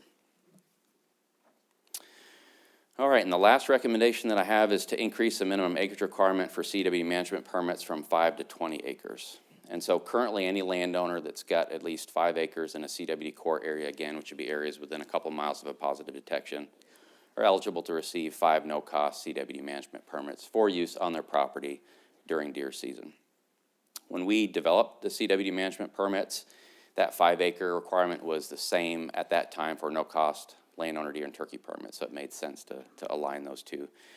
When we increased the minimum acreage requirement for no-cost landowner deer and turkey permits, we kept the CW management permit acreage at 5, so that was a conscious decision at that time to put the permits at as many folks' hands as we possibly could. But we've seen a considerable expansion in the number of core areas throughout the state, and that's certainly caused a pretty significant increase in workload associated with administering the program. And what we've realized when we've mined some of the data is a pretty substantial proportion of properties are less than 20 acres, 40%, but we're only seeing 8% of the overall number of deer harvested on those management permits coming from those properties. So certainly the larger properties are where the vast majority of deer are removed, which is not surprising. And so if we were to make this change and switch from 5 to 20 acres as a minimum acreage requirement, one of the nice things is that it would standardize the minimum acreage requirement for CWD management permits and for no-cost deer and turkey landowner permits, so potentially reducing confusion for landowners. And I would also mention that we are pursuing other solutions as we think about the long-term sustainability of administering the CWD management permit program. The last slide that I have, and this is not an action item, Commissioners, but just wanted to mention this because one of the things that I mentioned when we got the presentation started was one of the more common comments that we received during the open comment period was about the number of non-resident deer hunters in Missouri. And you can see from the graph on the screen, which is the number of unique non-resident deer hunters in Missouri, it certainly has been increasing pretty dramatically in the last decade. And recall earlier this year, we had a public comment period where we were asking residents about their perceptions of non-resident, not only deer hunters, but turkey and waterfowl, and we received over 11,000 comments during that period. So a lot of comments in a relatively short period of time to me says that this is a topic that's kind of in the forefront of the minds of a lot of our resident hunters, whether they're hunting public lands or whether they're hunting private lands. And so we feel it's warranted to conduct a thorough assessment, to do a deep dive on this one and determine if any changes are warranted in the future. And that concludes the presentation, Commissioners, and I'd be happy to take questions if you have any. Excellent. Thank you, Jason. I've got a couple of comments and then 2 questions, Okay. I think. I'll steal Commissioner Wagner's language. I think I have 2 questions. Short questions. Yeah, sure, quickly. Now, Jason, great job highlighting the partnerships that are required in CWD management and in deer management, whether it be with landowners, hunters, stakeholder groups, and also really appreciate you sharing those insights from other states as far as what they are doing to help monitor and control the disease. On that same vein, I do want to give a shout out to our MDC team as far as helping our hunters have a successful deer season. I have an anecdote that I shared with the director's office that a dear friend went to bush to sight in the rifle with his 2 sons, and one of those little boys got his first deer this year. And so very proud of our team. I actually got a text message as soon as they left bush saying what a positive experience they had. And so a really nice full circle moment of how we're encouraging folks to have a great deer season. Also, I live in a household, and you know this, that we love deer hunting in our house, and I've got a 10-year-old who cut off his Halloween early so he could get ready to go deer hunting this year. So I applaud the effort to make deer hunting even more enticing for those folks who aren't quite as committed as my son. So thank you for that. 2 questions. In eliminating the CWD portion of those dates and those handful of days for deer hunting, did you consider adding those to any one of the other seasons that we currently offer? Yeah, that was one of the things that we did consider when we started to evaluate what changes that we might make. And so there was a number of things that we considered in addition to firearms, deer hunters, other user groups, archery hunters, and recognizing, that we have a lot of firearms deer season days of hunting opportunity in most of the state on nearly 40 days. And so our hunters are really pretty split on it if you look at the feedback that we've gotten from the survey. And so it was one of the things that we did consider, but in the end, our recommendation was to simplify the structure and just eliminate that, recognizing that we have, in addition to the November portion, the 2 different antlerless portions, the 2 different youth portions, and the alternative method. So a lot of days of firearms deer hunting opportunity And also realizing that, you know, there's a certain point of adding additional days where you start to see diminishing returns on the number of deer harvest. And so it's like a little bit of a balancing act between opportunity and recognizing that the more opportunity that you add can lead to a shift in harvest rather than necessarily an increase in harvest. And so I think with our November portion, having those 2 weekends, it's really important because it buffers us. If it were only 1 weekend and you had a heavy snowstorm, a lot of rain, it buffers us. But adding that additional opportunity just didn't really seem to affect deer harvest all that much in those counties. Okay. Regarding the proposed that we could institute mandatory sampling in non-CWD management counties, I'm from Franklin County. We've had mandatory sampling for a long time. We didn't have it this year. And so communicating that change to folks who were used to it, but also communicating an introduction of a practice to folks who have never been exposed to it perhaps before. So what's the time frame that we would give any county notice that we would be applying a mandatory sampling for this coming deer season?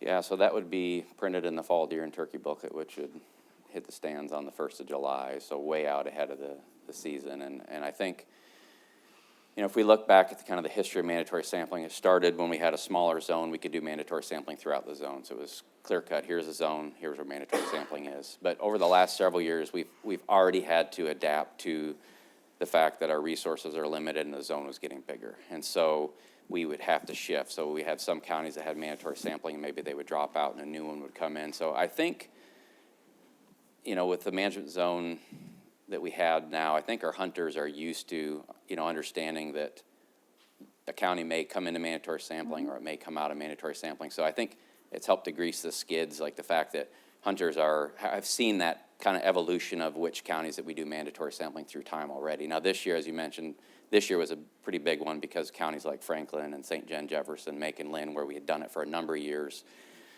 made a conscious decision that, you know, we've got really good surveillance data there. We've done it for many, many years, but we've got these new counties in the zone that we have never done it. And so with a pretty good understanding of what the infection rates are and distribution in a county like Franklin versus a brand new county in the zone where we've never conducted it, decided to make that shift. So I think if the zone were removed and we were able to do mandatory sampling outside of that former zone boundary, it would be certainly something new, but as I mentioned, I think with the shifts that we've made even the last few years, it's already, I think a lot of folks are understanding that has been moved around in different parts of the state. That being said, of course, we'll need to communicate that very well, particularly in new counties that have never had it before. Yeah, I would just also emphasize more gratitude to those folks who are participating in the voluntary sampling with the drop freezers, our taxidermist partners, and our meat processor partners, and just thank them publicly for their efforts there to help with surveillance. Yeah, no, I would agree, and that side of our surveillance doesn't get the coverage that mandatory sampling does, but we have a lot of samples that come in and a lot of partners. So, and that's a really important part of our surveillance approach outside of the zone in previous years, because we're still getting a lot of samples from all across the state due to the efforts of those people. Excellent, thank you, Jason. Commissioners, any questions for Jason? So I do, if you don't mind. Sure. I'd be grateful if you would elaborate on the evolution or the improvements in the actual science around the testing. One of the issues so many people have for the voluntary is what I'll call a withholding period. There's just a number of days, et cetera, before they'll get results back. Can you discuss the evolution of how speedy those results can be delivered and anything on the horizon that might make voluntary sampling just more palatable for people? Sure. Yeah, and I'd say our wildlife health program has made some big strides over the years in making that as quick as possible. A big step for us was doing the testing here in Missouri, in Columbia, at the university. So that's been a huge step. Previously, and a lot of what most other states do is they'll have to ship them out of state. And so there's a little bit of a bottleneck that occurs. So us having the lab here has certainly been a game changer. And then there's been some efficiencies that have been built in the system that have sped that up as much as possible. I think, in terms of mandatory sampling in the last few years, getting the lion's share of the results back to hunters within a 10-day period, which is really, really good. And I think if you think about the volume of samples that are coming through, in previous years, it's not uncommon to get 20,000 samples in 2 days that go through the lab. And so to get the majority of test results back in a 10-day period you know, is pretty remarkable, I think. And so if you're the hunter that's ready to eat the venison, it can seem like an eternity to wait that long. But I think, you know, if you look at the national standard and the improvements that we've made, it's gotten a lot quicker. And of course, we're always looking for ways to increase the efficiency and get that as tight as we can. Thank you. Ray? Thank you, Madam Chair. I don't know if my mic is working or not. I would understand if it's been turned off.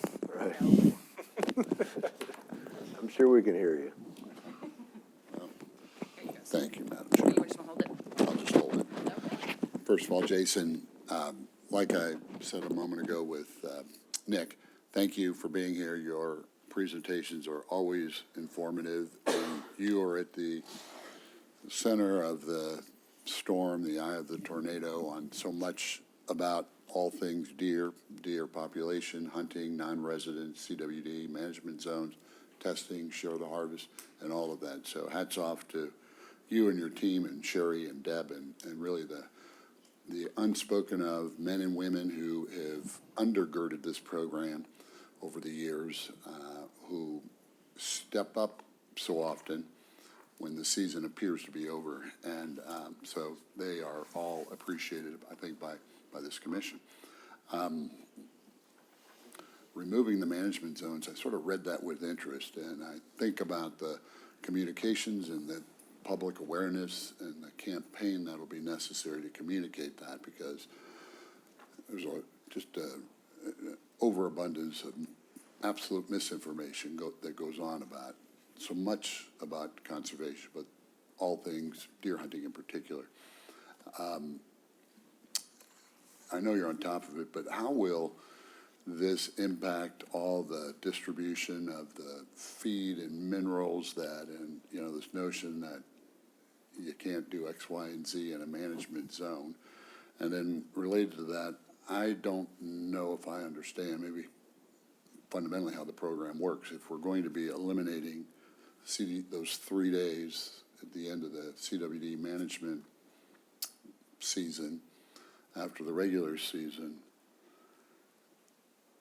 are CWD management permits even necessary? Those 5 extra permits, you know, does that now apply statewide, or what's the interplay between that discussion that you had and the elimination of CWD management zones? And the final tight question is, on the mandatory testing and going into different counties and the things that our chair spoke of, is this going to give rise to, there's going to be more testing, more inconvenience, more holding off, more processing done by the department? Or are we going to lower? I think I heard you say we're going to maybe reduce, spread out. There's a strain on the testing that's going on, and so this will be a tool to effectively manage that. But what can you say just to address development of misinformation? Yeah, so going back to your first question, I think with the management zone, I think slowly through time, the regulations that we've had that have been tied to those, at least some of them have been pulled from that designation and applied statewide. One of the ones I'm mentioning is like our carcass disposal regulations that were new this year. Those used to be carcass movement restrictions that were tied to the zone. And so when we rescinded those and put in place the carcass disposal regulations, and it was a conscious effort in all 114 counties rather than the zone, that pulled that individual regulation from being tied to the zone. If the CWD portion deer season was removed, that was another one that would be tied to the zone. And so the prohibition on placing feed and mineral would be a recommendation that would come to you commissioners in May, and then that would have a map in the fall deer and turkey booklet so that folks could see the map and understand that in these counties, placement of feed and mineral for deer is prohibited, and in these counties it's allowed.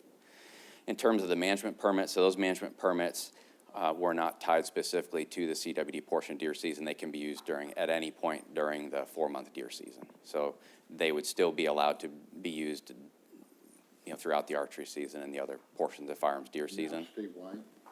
Only in CWD core areas. So in order to qualify for those, the proposal would be if you've got at least 20 acres in a CWD core area, which are those areas within 2 miles of a positive detection, you could use those on that property during any point in time during the deer season, and you could designate those to other people to hunt on your specific property. So that would not change. And then the last question about mandatory sampling. So even though the proposal would be to allow mandatory sampling as a designated county of the state, in terms of the number of counties that we would sample, it would not, we are still, working through the specifics of that process, but the number of counties would be in line with, what we have done historically, what we did this year, for example. So as we've had to select counties within the zone for mandatory sampling, it's been recognizing that we'd love to be able to do it on a broader landscape, but given the resources that we have to pick a subset. And so it would not result in a dramatic increase in the number of counties that would have mandatory sampling, but it would give us the flexibility to do that in portions of the state that we have not done that in the past. Good luck, and thank you. Thank you. Excellent. Commission, any other questions for Jason? Jason, thank you very much. Thank you.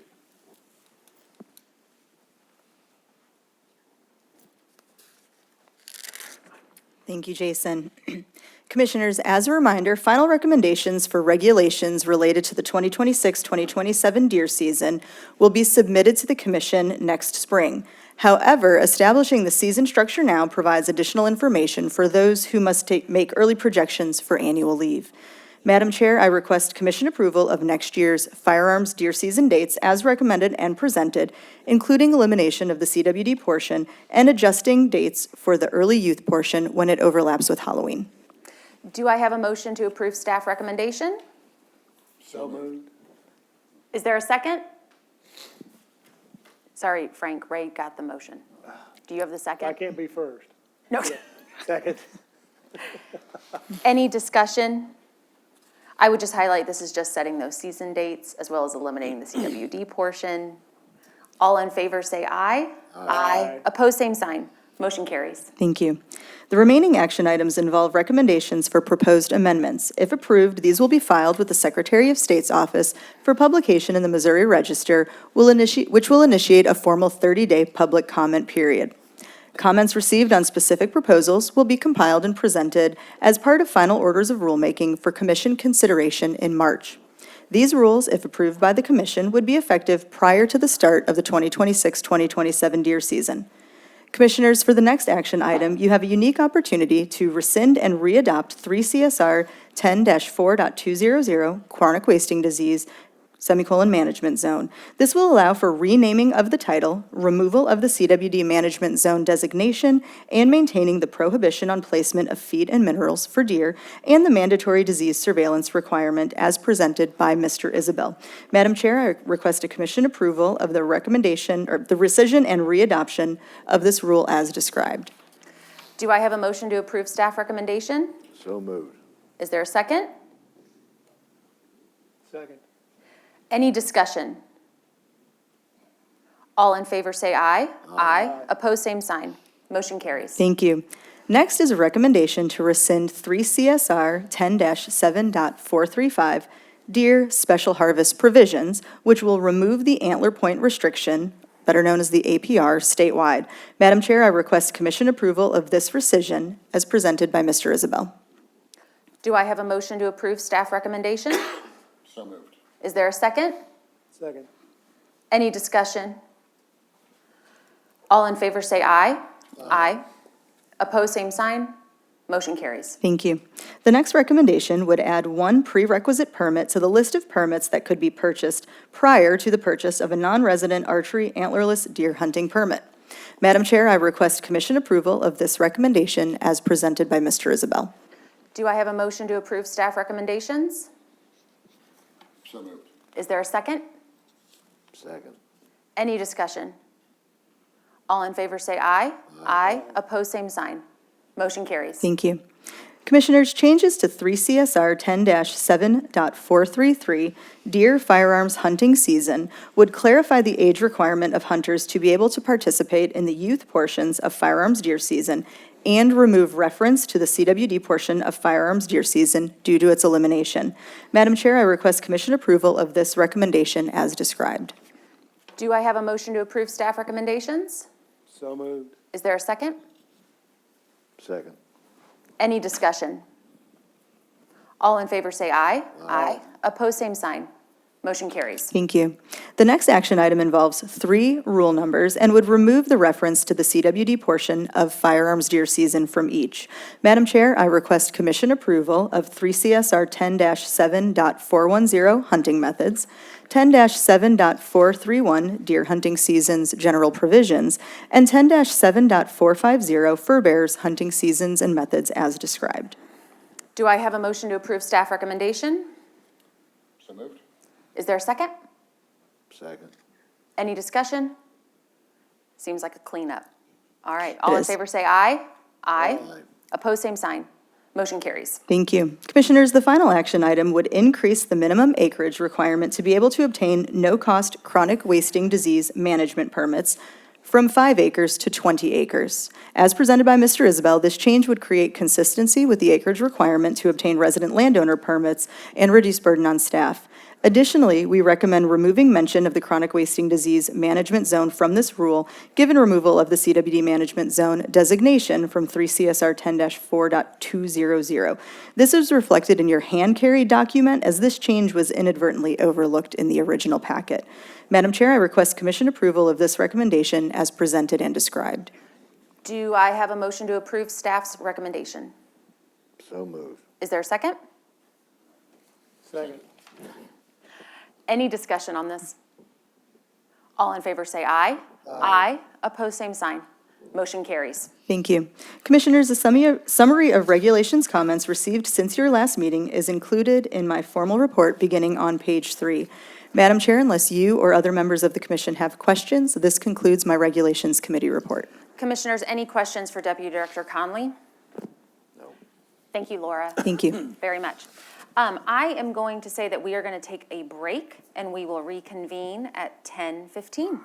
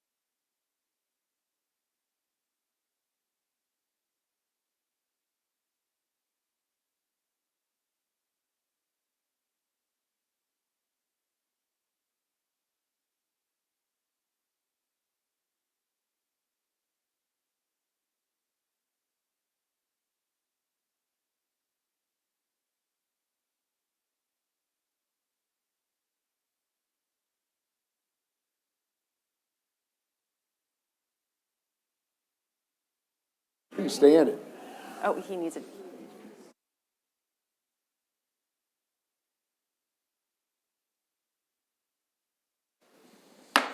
I will call us back to order, and we will hear from Deputy Director Bond. Thank you, Madam Chair, members of the commission. I have the next item on your agenda, the fiscal year 2026 financial summary report through October of 2025. If you'll direct your attention to the revenue variances. Total revenues for the first 4 months of FY '26 through October were 2.2% lower than the first 4 months of FY '25 and 4% below expectations for this point in the fiscal year. Conservation sales tax were in line with the first 4 months of fiscal year '25 and 2.6% below expectations. Permit revenues were in line with the first 4 months of fiscal year '25 and in line with expectations. The number of monetary hunting and fishing permits sold in the first through October of 2026 were 12,868, higher than the previous fiscal year. Federal reimbursements were 14.4% lower than this point in the last fiscal year and 17.4% below expectations. Federal reimbursements for fiscal year '26 through October represent 15.6% of total revenues. Federal reimbursements to date are below expectations due to the timing of reimbursement requests as well as the delay in federal review that I'm sure you're all aware of with the federal shutdown. Other revenue sources for the first through October of fiscal year '26 were 9.5% higher than this point in the last fiscal year and 11.8% above expectations. I'd be happy to answer any questions on revenues. If not, I'll turn our attention to the expenditure variances. Commission, any questions on revenues? Okay. Thank you, Andrew. Please proceed. Thank you. Total operating expenditures for the first 4 months of fiscal year '26 were 6.8% higher than the first 4 months of fiscal year '25 and 1.2% above expectations. Operating expenditures include personal services, expense, and equipment purchases. Personal services disbursements were 10% higher than the first 4 months of the previous fiscal year and 2.7% above expectations. Expenses were 4.5% lower than the first 4 months of fiscal year '25 and 7.9% below expectations. Equipment disbursements were 80.3% higher than the first 4 months of fiscal year '25 and 144.3% above expectations. This variance looks very high, but it's only representing about 3% of the overall budget, and it's just a timing issue. We bought equipment replacements earlier in the fiscal year than the past, so that's why it looks a little large. Total capital disbursements were 25.7% lower than the previous fiscal year through October and 25.4% below budgeted amount. Capital expenditures include land conservation and partnerships and construction. Large payments in this time period include the Shell Osage Golden Anniversary Wetland Renovation Phase 2, Conservation Headquarters Site renovations, Eagle Bluffs Conservation Area Pump Station flood repairs, and the Cape Girardeau Nature Center roof and rooftop HVAC unit replacement. In addition, a land conservation partnership project was completed for the Simpson Road Low Water Crossing Replacement Project in Dallas County. Total reimbursements for the first 4 months of fiscal year '26 were in line with the first 4 months of fiscal year '25 and 3.6% below expectations. This concludes my remarks on the financial summary, and I'd be happy to entertain any questions. Commissioners, any questions for Andrew? Would you clarify again, please, that the reduction in federal expenditures was a timing issue, or no? Maybe I misunderstood. It's a claiming issue, so the reduction is due to us not being able to make claims when the government was shut down, and then there's a delay now of getting those claims reviewed. Right, thank So you. as soon as that picks back up again, we think we'll be in better shape. Thank you. Excellent. Thank you, Andrew. Thank you. All right, we will transition to the Human Resources Branch and call forward Tom Neubauer. Good morning, Tom. Good morning, Madam Chair and Commissioners.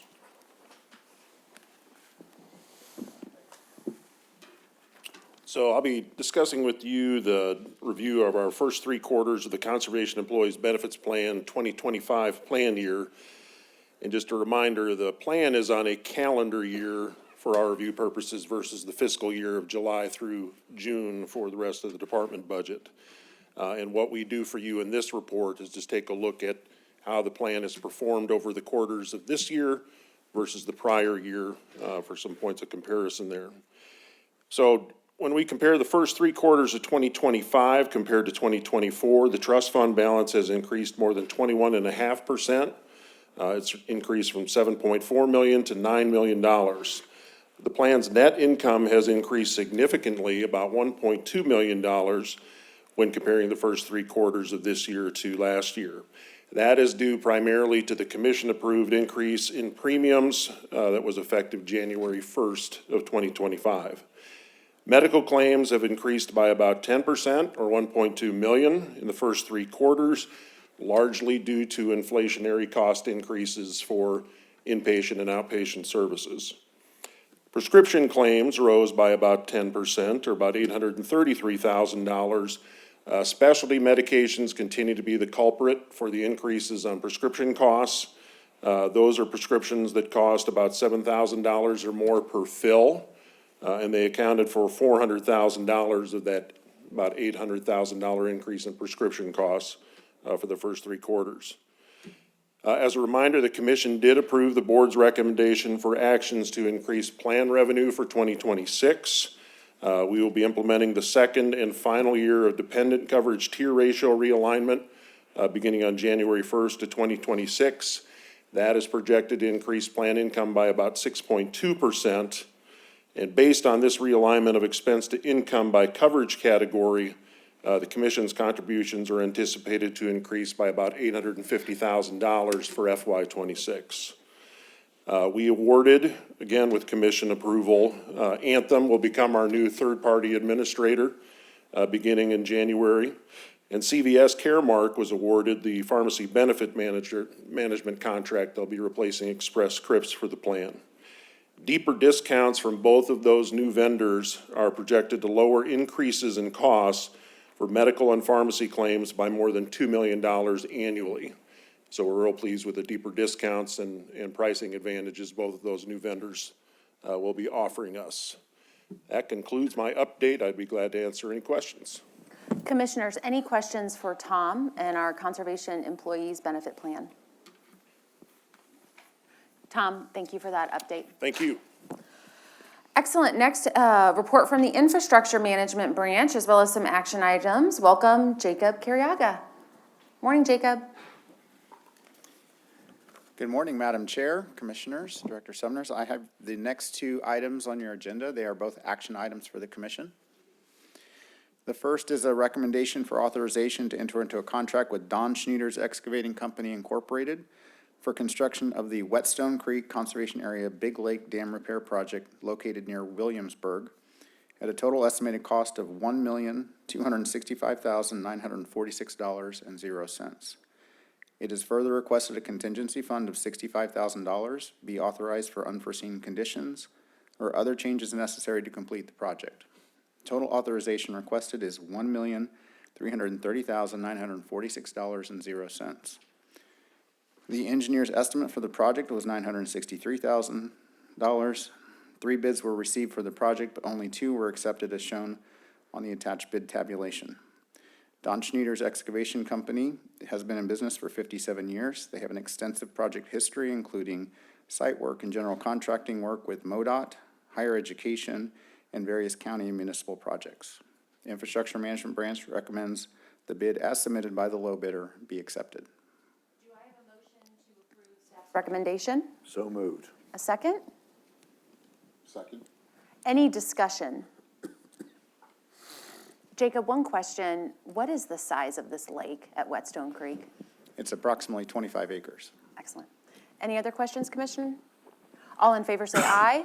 Aye. Opposed, same sign. Motion carries. Thank you. I also have a recommendation for authorization to enter into a contract with PSR Construction Incorporated of Kirksville for construction of the Northeast Regional Office Windows and Skylight Replacement Project at a total estimated cost of $1,367,000.00. It is further requested a contingency fund of $70,000 be authorized for unforeseen conditions or other changes necessary to complete the project. Total authorization requested is $1,457,000.00. The architect's estimate for the project was $1,350,000. One bid was received for the project as shown in your advanced materials. PSR Construction has been in business for 33 years. They have completed several building project renovation and addition projects for higher education and healthcare clients in northern Missouri. Infrastructure Management Branch recommends the bid as submitted by the low bidder be accepted. A motion to approve staff recommendation. So moved. Is there a second? Second. Any discussion? All in favor say aye. Aye. Opposed, same sign. Motion carries. Thank you. Thank you, Jacob, very much. Moving on to Realty Committee and Deputy Director Aaron Jeffries.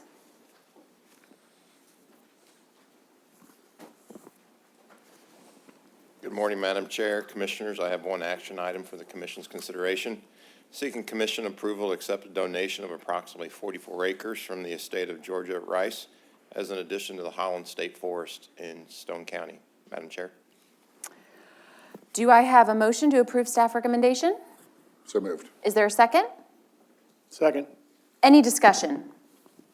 All in favor say aye. Aye. Opposed, same sign. Motion carries. Thank you. All right, and next from Statewide Resource Management, and we have our Forestry Section Chief, Michael Bill. Welcome, Michael. Morning. Madam Chair, the Commission, Director Sudmers, it's my pleasure to present the next agenda item for your consideration. The Department maintains an active forest management program in conservation areas using a variety of practices. This includes forest thinning, prescribed fire, tree planting, and commercial tree harvest. These management tools are used to enhance the health and diversity of our forests and provide numerous benefits to both wildlife and Missouri citizens.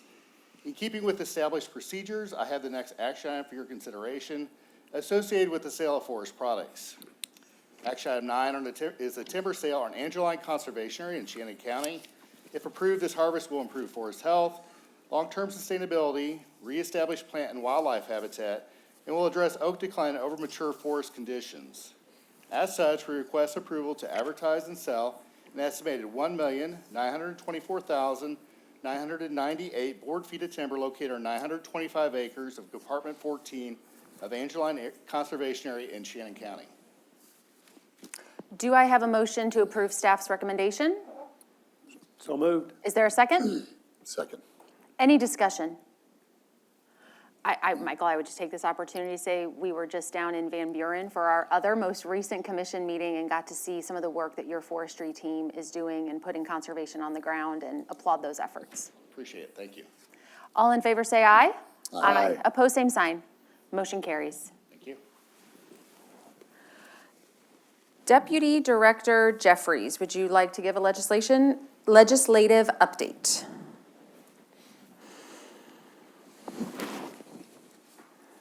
Thank you, Madam Chair, Commissioners. As many of y'all are aware, the 2026 legislative session will start January 7th. Pre-filing bills started on December 1st with a record number of bills pre-filed in both the House and Senate. Fortunately, many of them do not have anything to do with the department at this point, but we are tracking a variety of bills related to sales tax exemptions, firearm and ammunition use by minors, permit exemptions, and a few others. We do have one priority bill this year. It's a cleanup bill. We're working with Senator Coleman to remove the state agroforestry law from state statute as it has become obsolete and there's better programs out there that can serve citizens. However, our top priority in the month of January will, of course, be the confirmation of Commissioner Cruzy and Commissioner Clausen. Madam Chair, that concludes my remarks. Commission, any questions for Deputy Director Jeffries? Okay, thank you. And no pressure, I'm batting just a little bit over 50% on confirmations, so. Yeah, may I wish you all the best on that. We appreciate your priorities. With that, we will transition to a special presentation, and I will call forward Deputy Director Laura Conley. Good morning. Thank you, Madam Chair. At this time, I'd like to just introduce myself to those folks that have arrived since the meeting started. My name is Laura Conley, and I serve the citizens of Missouri as Deputy Director of Resource Management for the Department of Conservation and Chair of the Master Conservationist and Conservation Hall of Fame Screening Committee.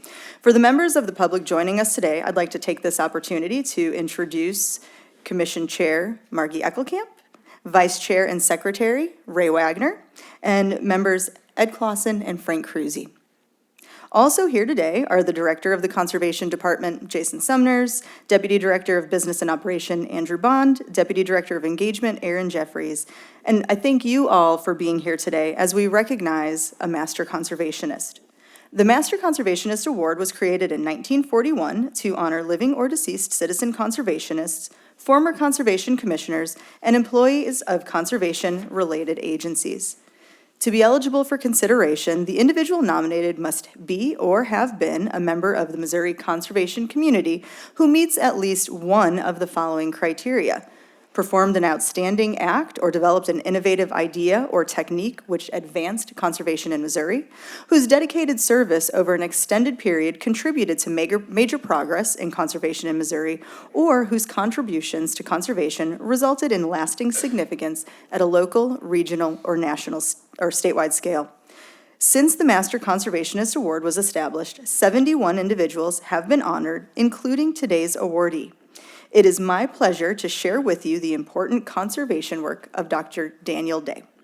Over the past 30-plus years, Dan has been a leader in forestry research and in teaching others how to apply his research results to improve productivity, diversity, health, value, and sustainability of forests in Missouri and beyond.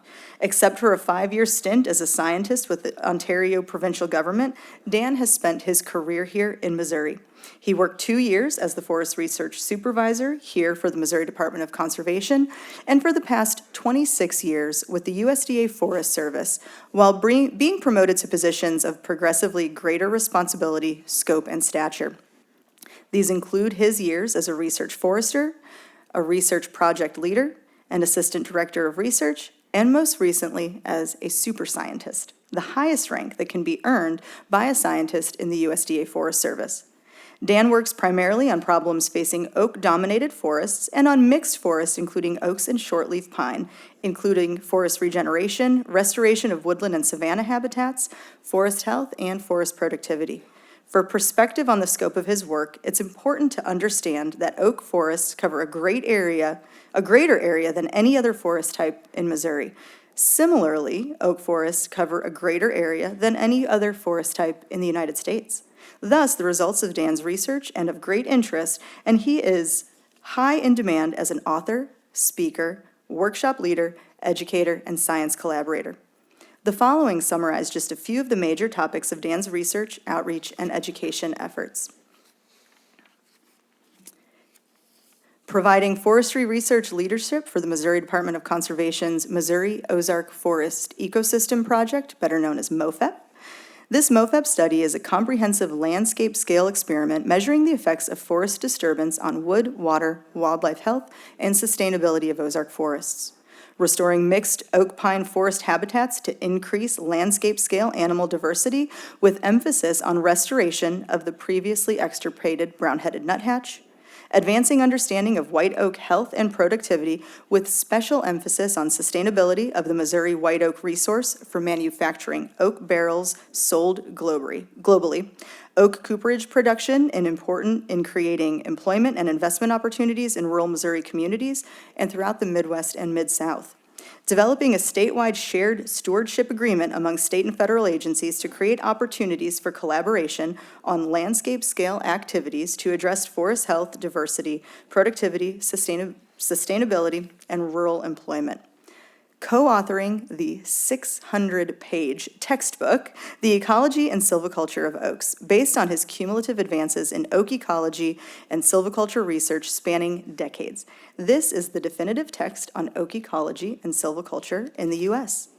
Through the course of his career, Dan has received several acknowledgments for his scientific accomplishments and his service to the forestry profession, including the Carnegie Award for the Missouri chapter of the Society of American Foresters and lifetime recognition as a fellow in the Society of American Foresters. Additionally, Dan has published more than 300 scientific and technical papers on forestry, silviculture, ecology, and related subjects, and made more than 400 presentations to share research findings and forest management recommendations. Because of the relevance and broad geographic scope of his research, his outgoing personality, his skill communicating with forest resource managers and landowners, and the decades he has spent conducting research, Dan is widely known and embraced by Missouri's forestry community. He is exceptionally informative and personable as a speaker on results of oak research and how to apply the latest science to oak forests in Missouri and elsewhere. Consequently, his knowledge and recommendations are readily accepted as authoritative and are adopted by forest managers and landowners. Considering these incredible contributions of Dr. Daniel Day, he is an excellent candidate for the Master Conservationist Award. Dan, will you please step forward? And Commissioner Eckelkamp, would you like to present Dan with his award?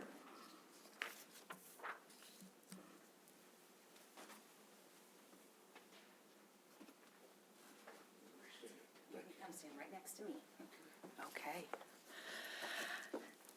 Dr. Day, your dedication to the science behind healthy, high-quality forests and your efforts to share your knowledge and research have greatly influenced forestry management in Missouri and beyond. Thank you for sharing your expertise and enthusiasm for our forest resources. Your portrait is hung here in Commission headquarters in the hallway outside the auditorium with all the other recipients of this distinguished award. On behalf of the Conservation Commission, it is our honor to present to you the Master Conservationist Award. Congratulations. Thank you very much. Absolutely. There you go, sir. This is yours to keep. And then this is your crown. Do you want us to sneak over here? Follow me, Dr. Day.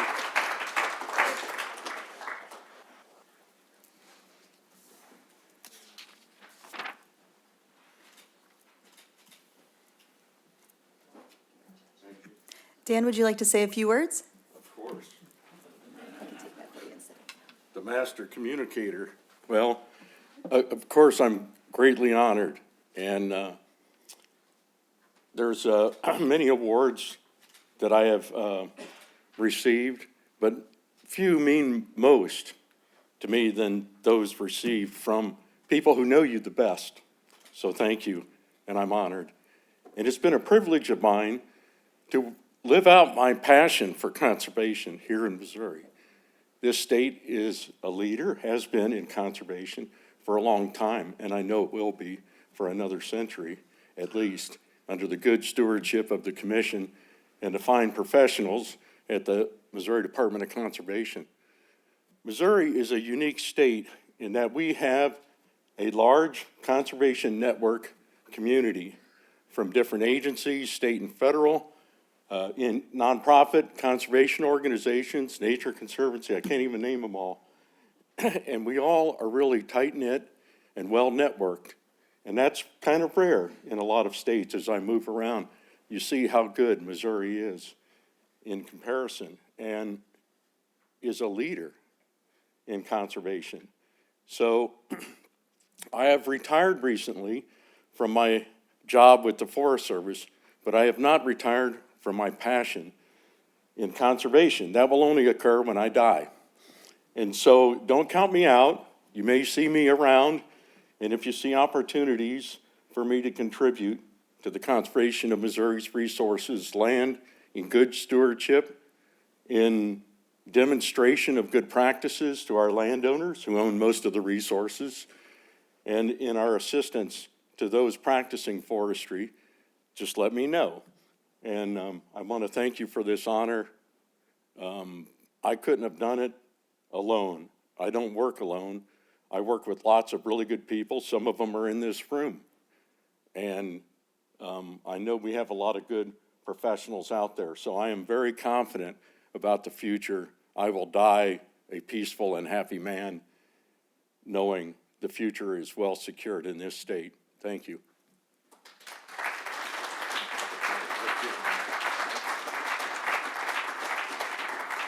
Congratulations, Dan, and thank you, commissioners. Is there anyone else who would like to speak?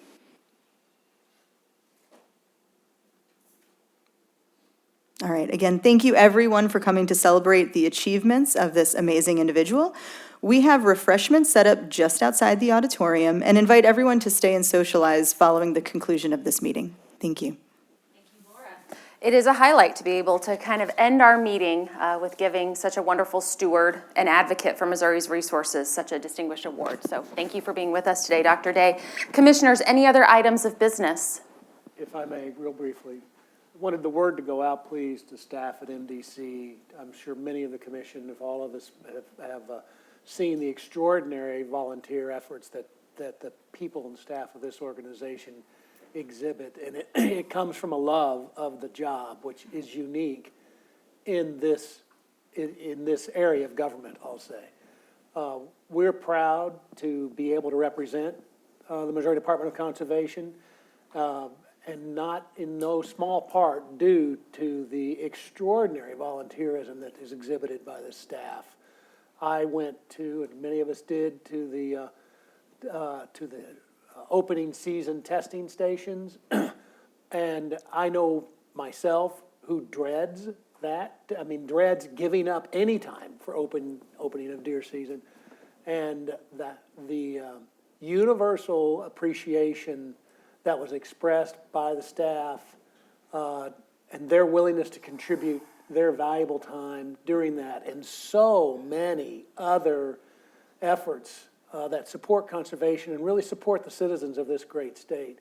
So I just wanted to, again, please pass the word out to the entire MDC staff that we are grateful, the state is grateful, and it's noted. That's it. Excellent. I would just also, on behalf of the commission, wish everyone a very, very Merry Christmas. We will see you all next year at our first commission meeting in February. We are hereby adjourned.